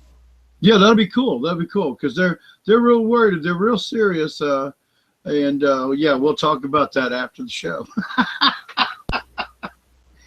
No, what else is basically, new I'm with just you? trying to keep up with my land and the forums and everything like that. Where, well, hey, I'll tell you what. Aquaponic Dummy has been a great friend and a great partner, and as you know, we were building our website, and I got him to post a couple blog articles. He wrote a nice article on flushing and arguments pro and con about it, and he's kind of a con about it, somewhat, but he explained the whole thing about it, and then he also wrote an article about so if anybody wants to read a couple of great blog articles by Aquaponic Dummy, you can go to ilovegrowingsupplies.com and check out the blog. Awesome. And we're still building it, so don't hold it against me. It's not ready yet, but I don't mind letting you have a sneak peek. We're working, real hard to get that going and support people with real-time growth support and all. And we're going to try to run some classes now. We had some really positive feedback this week where members of the forum were talking about how because we talk about what we're doing in the forum to see what the feedback is, to see if there's any interest, which is why we're putting it all, the grow supply, which is a different kind of grow supply, because we're going to do a grow supply where it's more agriculturally based bulk supply, and then we'll break it down from bulk in a co-op kind of situation is what we're hoping, where we allow to provide everybody an opportunity to invest in basically getting it like for the same price we get it for. It's a lot of logistics and all that, but I got hey, I'm dreaming here. Here's my pipe dream, and I'm looking at this big fishy. That your background is great this week. Yeah, I tell you, helping. yeah, that's awesome. And I'm sitting there looking at it, and I'm going, okay. Yeah, I've been medicating. Well, I was listening. Yeah, Origami Tony hooked up the fish here. Hold on, check it out. Is it? Yeah, that's really cool, man. The origami fish. Homie just did that. Oh yeah. How about that? See, I noticed. Yeah, we have. I love living in like art communes, man. They're the best. There's always cool people doing all kinds of cool things, being inspiring. What? Hey, I might as well bring it up now. Since you invite me in and let me hang out, and I enjoyed it. I want to say real quick, Spectrum King podcast. I watched the whole thing from last week. Man, that was such a good podcast last week. And I agree. I still like HID, but the whole thing about the white light and the light penetration and the fact that it's the first LED person I've ever heard talk about lumens and white light and penetration, which is where the HID, I think has always kicked the LED's butt. And then they're talking about how they figure, the way they configure their lights and their spectrums is to make that penetration and the brighter, at least that's how I took it. I don't know. I thought that was great last week. That was a great, and I've already told, I even passed it on, Steve. I passed it on to some people on the forum, said, hey, look at this. Yep. People asked about LEDs. I said, go look at this. Yeah, they covered a bunch of really technical topics in a really, really good way, and it was, I don't know, everything from vapor pressure deficit to lumens to how to read how good your light is to the differences between LEDs and other lights. I mean, it was a really good episode last week. And for that matter, the episode, 2 episodes before that, the guy with Kapow talking about pest control. Was really equally as good in a different way. I also wanted to plug that one as well, which I thought was particularly good. So I'm starting to pass that on because we're on our forum. I haven't done it yet, but I've been lazy because I've got, it's not like it's the only thing I got to do, but I need to get it done. We're gonna open up. I'm gonna open up a forum, part of the forum for aquaponics, and have like Aquaponic Dummy have his own like section, to discuss that. And then we're also going to open a podcast section. And I might as well go ahead and ask you. There's 2 questions I wanted to ask you. Sure. First of all, if I start a podcast network, will you be part of it? Absolutely. Okay. And second question is, do you like music? Yeah. Can I write a jingle for your show? For the intro, we actually have like good pod. Yeah, I grew up. I did the Bean.co.uk podcast, and they all had like little jingles or something, to kick the show off. We actually have a really cool version that I just need to. We keep tinkering with it, but my roommates have actually done a really awesome. Oh, it's with cross mixing Aqua Boogie from.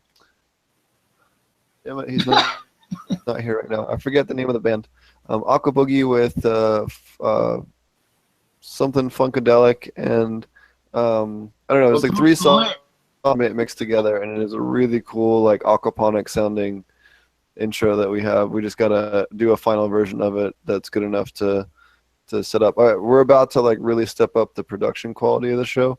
I've been working with my roommates on the last. Well, I wanted to offer my services because I'm a professional musician, and I've got recording quality stuff.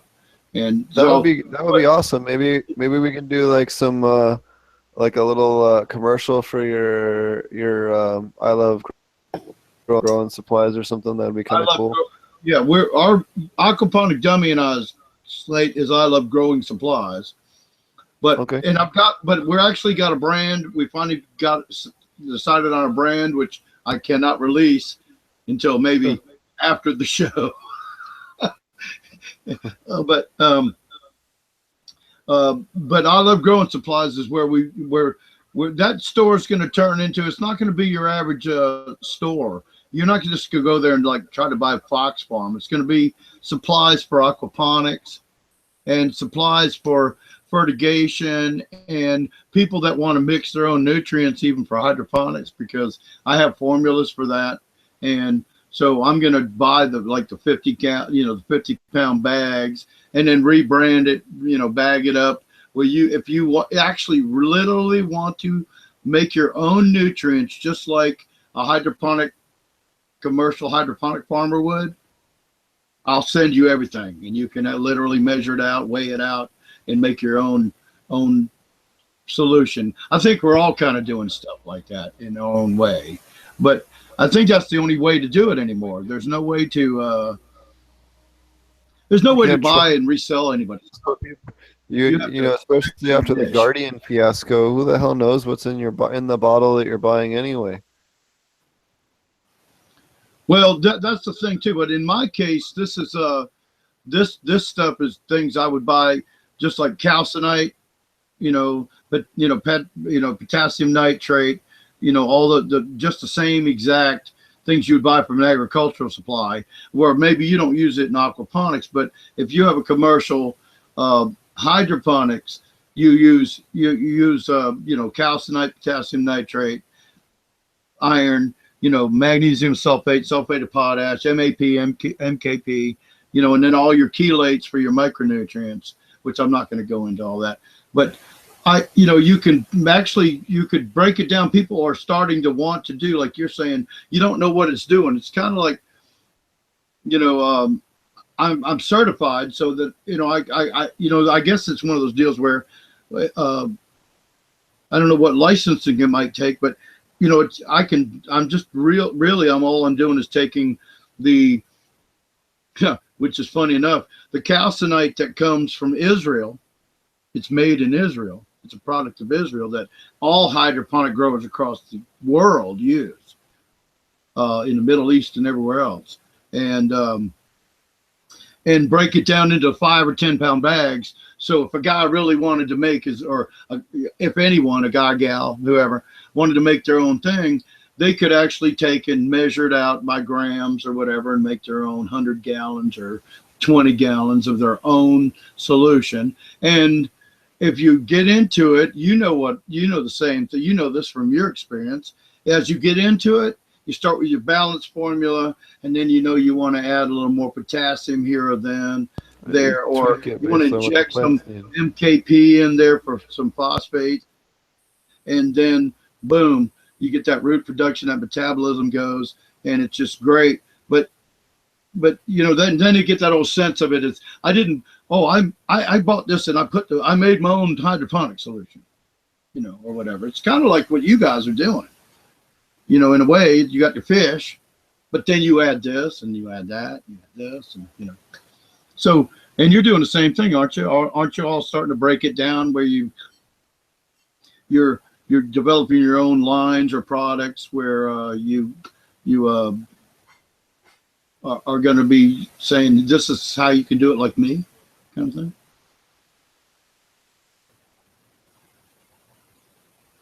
I'm sorry, you cut out the last little part. What was that again? Oh, I'm sorry. Can you just repeat that last little bit, or the last sentence? Aren't you? Well, basically, I was getting down to, what I was talking about is that it seems like we're all getting to this point to where we've been working in this industry for a while, and we're all trying to find our own niche, and we're all trying to make a living off of it too, in a way. Yep. And there's nothing wrong with getting paid for what you know. Yep. And so you're just like I am, and just like Dummy didn't like this. It's funny, Aquaponic Dummy. I don't want to go sideways, but he didn't want to get into manufacturing or anything. But that's another story for another time when he's here. But but like you, I think you're doing your aquaponics. So you're making and it's a different because like you said, you explained to me last show I was invited to join that you really have to watch, like no nitrogen because the fish provide that, right? And you have really low iron. If you have to add any iron, you better be really careful. And then the 25% rule, I remember a lot of that stuff like that. But see, I shouldn't have gone there. Stoner moment. Yeah, I went too many doobies. Yeah, OG Kush. Yeah. Man, I'm glad I haven't had any moments like that on podcast yet. Oh shoot, I went sideways because I'm trying. I was hanging in there for a while, but so I guess I'll just pass now. Sure. I had a couple of topics I wanted to talk about. So, California passed historic medical marijuana laws. Would limit medical patients to buying up to 8 ounces of cannabis flower per day. Dispensaries could no longer give free samples. It would also limit edibles to no more than 100 milligrams per package, which is completely ridiculous, especially if you're in a ton of pain, a cancer patient, a seizure patient, anyone that actually has a serious medical condition. This now increases your tax rate for your medicine, which is completely ridiculous. And there's no reason for any of this. This is just asinine. I hate when they do this. This is the biggest thing that you really need to make sure that your state provides protections for. If you're in a state that hasn't legalized yet, make sure they don't pull this kind of crap.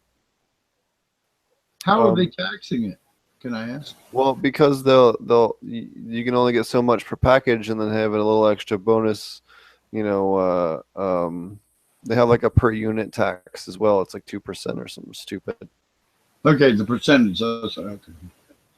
Yeah, so you get an extra bonus tax on top of your already expensive medication. So it's just completely ridiculous. They're also going to require mandatory testing, which I don't disagree with at all. I kind of think that should be required. And a couple of other things, but it's just they're getting more and more ridiculous with this. And combined with the fact that they're limiting people to 22,000 square feet of grow area, definitely complicates things for people trying to get into the industry. So so that was one of the topics I want to touch on. The other one was, I don't know if you guys saw, Green Relief Incorporated opened their first 32,000 square foot facility quite a while ago. I've been working with them for a bit. Now they're selling, as of this past Tuesday, 2 days ago, are selling their cannabis now in Canada. They're the first aquaponic cannabis producer in all of Canada to sell to the public, so that was pretty dope. I did a bunch of work with them and their nutrient stuff, and switched their system over to the dual root zone system, which if you guys go look on the any of the pictures of their system now, you can see the dual root zone rafts that they have there, converting their lettuce system over. So that was really cool.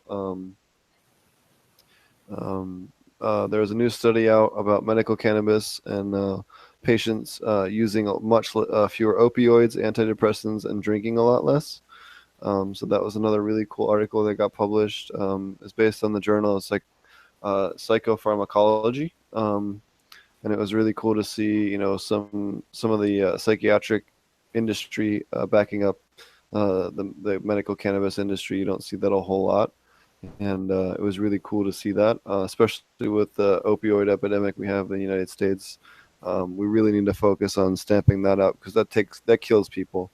The worst somebody will do with weed is they'll eat too much and sleep for an extra day and a half or something, That's about it with cannabis. Nobody dies, It's a big difference between that and opioids. Here, here. Yeah, at that hearing, that's one nail that people repeatedly kept on hammering on and really drilled it into those people's heads, so. Yep. And one of the other ones is Canada is really wants to do completely blank labeling on all edibles and super generic labeling. And companies are kind of upset that they can't get any kind of distinguishing between their products and other people's products. It's definitely something we haven't seen in other areas, so that's something to consider. And then Jamaica is now considering selling Jamaican branding for Jamaican branded cannabis and other things, which would basically completely sell out the whole industry there as a whole. They've also made it so the average costs for even a small ganja farm in Jamaica now, under the current new regulations, is a little over $1 million Jamaican, which is completely insane. Most Jamaicans don't have more than maybe $20,000 or $40,000. Oh no, I'm sorry. I shouldn't say that. But they have maybe $500,000 to $1 million, in their possession, which sounds like a lot, but you have to remember that it's 107 to 1, exchange rate. So last time I checked. So, but Jamaica doesn't have a ton of money, and a lot of these farmers have maybe $50,000 to $100,000 in cash at any one time. They do most of their trade versus by bartering and stuff like that, especially away from the cities. So they really don't have a whole lot of money. So for them to apply for $1 million for licenses is quite a bit. So it's kind of ridiculous. And they're basically just trying to price out the guys that actually know how to grow, which how often have we seen that in the United States? But it's particularly bullshit in Jamaica, where those guys have been persecuted for so long. They're limiting the amount of people because of the amount of money they have. And like you said, we always said, if you haven't said it, I'm sure you've heard it, that won't be legal until the corporate world can control it. Oh, yeah. Yep. Yeah, normal people can't fuck with that entry barrier. Oh my God, it's the same old shit again. Yep. The other topic. Like Marlboro's in 4 states. Yep. They have a pack of Marlboro that's a leaf green that looks like a pack of Marlboro menthols, but it's got a pot leaf on it, and they're selling it for some ungodly price per pack. And it's in 4 states out west. Well, you should know about that, Steve, don't you? I hate to advertise, but I'm sorry. I'm sorry, man. I apologize. There I go again, advertising about the enemy. Cool. But it just sucks. Okay. there's two other topics I was going to touch on. First off, this like literally just got announced. Rip Adam from the Beastie Boys. He just passed away at 47 from salivary gland cancer. I'm sure all of us that smoke a lot of cannabis have listened to a lot of Beastie Boys, and it's really sad to see another one of the Beastie Boys leave us. So, innovative band, very innovative band. Yeah, hell yeah. And then I also want to talk about Oregon's new. I feel like we're talking about Oregon every week. Like this is, I don't, and I was really hoping Marty. Hold on, let me see.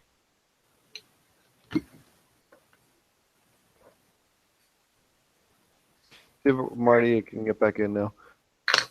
Oregon just passed a new thing trying to crack down on butane production, but it classifies all extraction, including bubble hash, dry sift, rosin pressing, anything that's not flour is now considered a felony in Oregon, which is completely insane. I think we all agree that no one should be open blasting butane at home. I don't think anyone disagrees with that.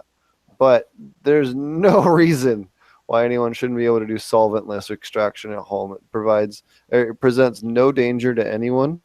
And it's just completely insane the way the new law has been interpreted by the lawyers. So it also includes tinctures. You can't make tinctures. You can't make edibles.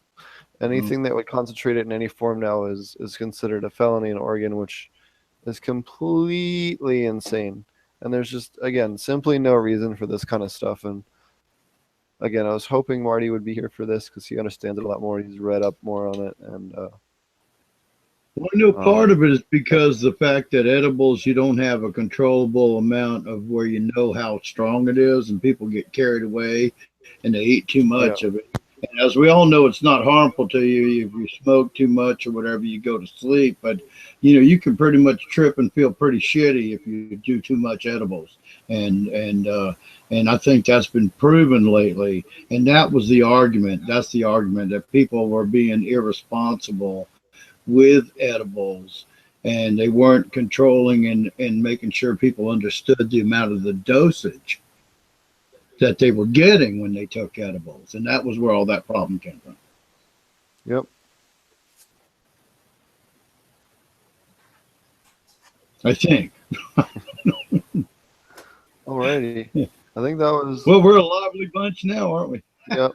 Oh, I have one more thing I want to talk about. So there's been a big clamor about Jeff Sessions and his little supposed crackdown on the cannabis industry, and I just wanted to say there's a little bit of some follow-up news with that.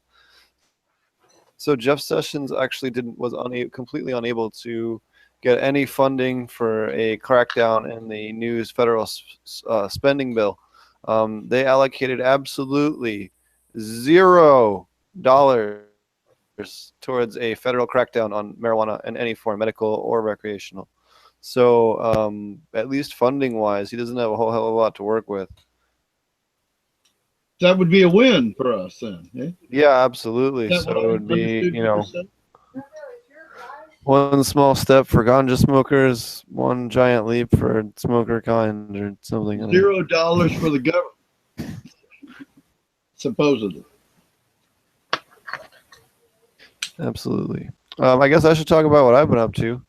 I've been working with Rafael on a couple projects. I got a top secret project that I will hopefully be able to tell you guys more about in the future in California. Yeah, I'll be talking to you guys about that in the future. I got posted a pickup from Puerto Rico. There's a project I've been working with a little over a year now down in Puerto Rico, and they're finally have a pretty big farm. They have some vegetables and cannabis growing. The cannabis construction just started. They have some of the veggie sections up. Posted some pictures up for that today. What's going on? Oh, Canada. The project up in Canada is coming along slowly but surely. So it should be up there by sometime mid to late summer or early fall. Before that, we'll have some cool video for you guys for there. We'll have some video series coming up on how to start your seeds. I'm working on that right now.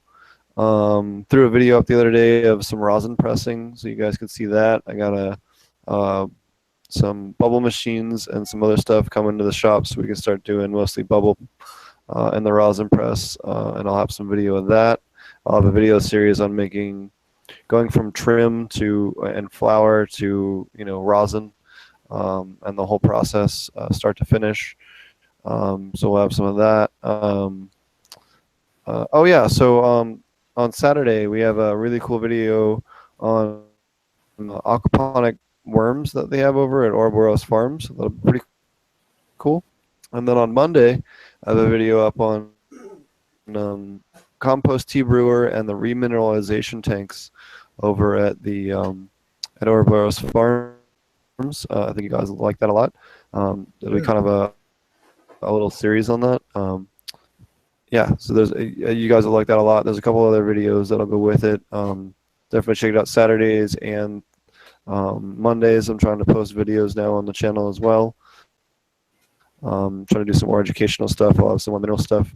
Yeah, I have another video series that we're working on that I have some videos done for. I just haven't queued up yet. So I think you guys will like it as far as trying to improve the overall content on the channel as far as aquaponics related and growing related. So I'm trying to push for 3 videos a week now. So you kind of expect that going forward. As much as I'm able to time-wise. So, yeah. Is there any other topics that you guys wanted to touch on this week as far as aquaponic stuff, or you guys had seen in the news or anything? Not really, man. I pretty much covered everything I wanted to talk about as far as politics and stuff like that, especially. I think it's a shame that Joni died. Aaron Moran, but a lot of you guys are too young for that. But yeah, the Joni from Happy Days died this past week, so that was a sad thing for us older people. She was much younger than me, so we kind of wow.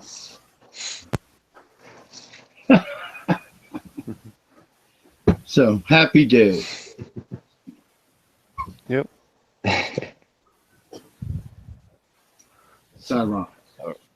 Alrighty. Are you still there, Rafael? If not, I think he might have left a while ago and just forgot the computer on. So I guess we'll wrap the show up unless anybody else has anything else to bring up. We'll bring up this Oregon stuff again tomorrow with not tomorrow, next episode with Marty. So I appreciate everyone coming on the show today. Definitely check out my stuff over at Potentponics on YouTube. You can email me at potentponics@gmail.com. Also check out the classes. I teach classes over at ouroborosfarms.com in Half Moon Bay, California, just outside San Francisco. If you want to take an in-person class. Yeah, and if we might have some other stuff coming out soon too. See if you guys like it. Definitely check out the content on the channel. Check out Marty at apmeds.com. Fish Ganja Guy at APMeds on YouTube. Sorry, Fish Ganja Guy at Fish Ganja Guy on YouTube. What is your? I know JR Token on YouTube. Brian, do you want to plug your stuff? Yeah, just you can find me on YouTube and Instagram. Just look for Brain Grow. Otherwise, email me. You got to add the W if you want to email me, which I don't know. That's weird. But yeah, that's pretty much all I got. Cool. Are any of the panel here? Are any of the panel here veterans, or those were just guests? Only the Army Post Office, which doesn't really count. Okay. I meant, all right, never mind. Sorry. But if you have anything you want to plug there, Roger, feel free. No, I'm very good. Thanks for having me. I just came to make some comments, and I appreciate the invitation. and I think we had some fun, and there was a Oh, you know what? We had some questions from chat I never got to, and hold on, I should probably answer those. Yeah, now that everybody's gone. Now that everybody's gone. Well, yeah, you know, then they still can't say they didn't get answered. You know, I want to hear it. No, I'm just kidding. KDAC actually asked, what is the desirable nitrate level? I totally forgot about that earlier. So in veg, you want 40 to 80, you know, closer to the 60 to 80 range. And then in flower, you want to aim for, you know, 20, maybe 30. Much more than that, you'll end up with larvae or smaller buds. And yeah, it just kind of causes problems. So those are kind of your target ranges. Sorry for the late answer. I don't even know if KDAC's here anymore or not, but apologize to him for not answering that sooner. The cool thing is you did it on the podcast, though, so he can watch the podcast, and you brought him up at the end of the show. He's been on the show before. He's a really good guy. He's even won some of the giveaways. So. Oh, there we go. There's one of the starter plants. I love it. It's a real nursery pot. Chem Dog and G13. Yeah. So old school. Yeah. Little garden going. We got about to set up some AP systems here, and we'll get it going. You guys will see. We also have a new channel I'll be working on. Just with I'll plug it real late here because there's nothing. You know, it's the end of the show. We're working on a new show called Poppin' Caps, which is a soda and beer review channel. I can't drink beer, but I can drink cider. But I'll mostly do the sodas. And there's a really cool store near us that does, I don't know, has a couple thousand different kinds of soda and beer. So we're going to start reviewing these different cool ones. We have a bacon chocolate soda, I think we got for the first episode. So definitely check that out. And a Mortal Kombat beer. So this will be our two episodes. So, oh, here we go. Someone else had a question. Premium organic silicate for aquaponics. What is the question, Jose? Can you use silica products in aquaponics? It really just depends on what it is, but most of them are okay. Most of them will also raise your pH, so just be mindful of that. Ah, that's good information. Does anyone else in chat have any other questions before we end the show? I'm going to try and do maybe next episode, once we have all the equipment at the lab, maybe we'll switch over and do an episode over at the shop. And we'll do an episode where we do the podcast from there. We'll do like a press it, you know, do bubble hash. And then we'll take some bubble hash that's already dry and we'll press it and do the whole start to finish for you guys on video for the show. I think that'd be pretty cool. But yeah, we'll have a bunch of cool content. The next 3 months, I'll be probably in Puerto Rico at some point between now and the next 3 months for a short while. And then we'll be off to Canada for that project. So you guys I think you guys will like what we got coming up. And yeah, definitely check out the channel. I know I haven't seen too many remineralization videos out there, so I think you guys will like it. Thanks everybody for watching. If anyone else has anything else to say last minute, now's your chance. If not, thanks everyone for watching. Alrighty, cheers.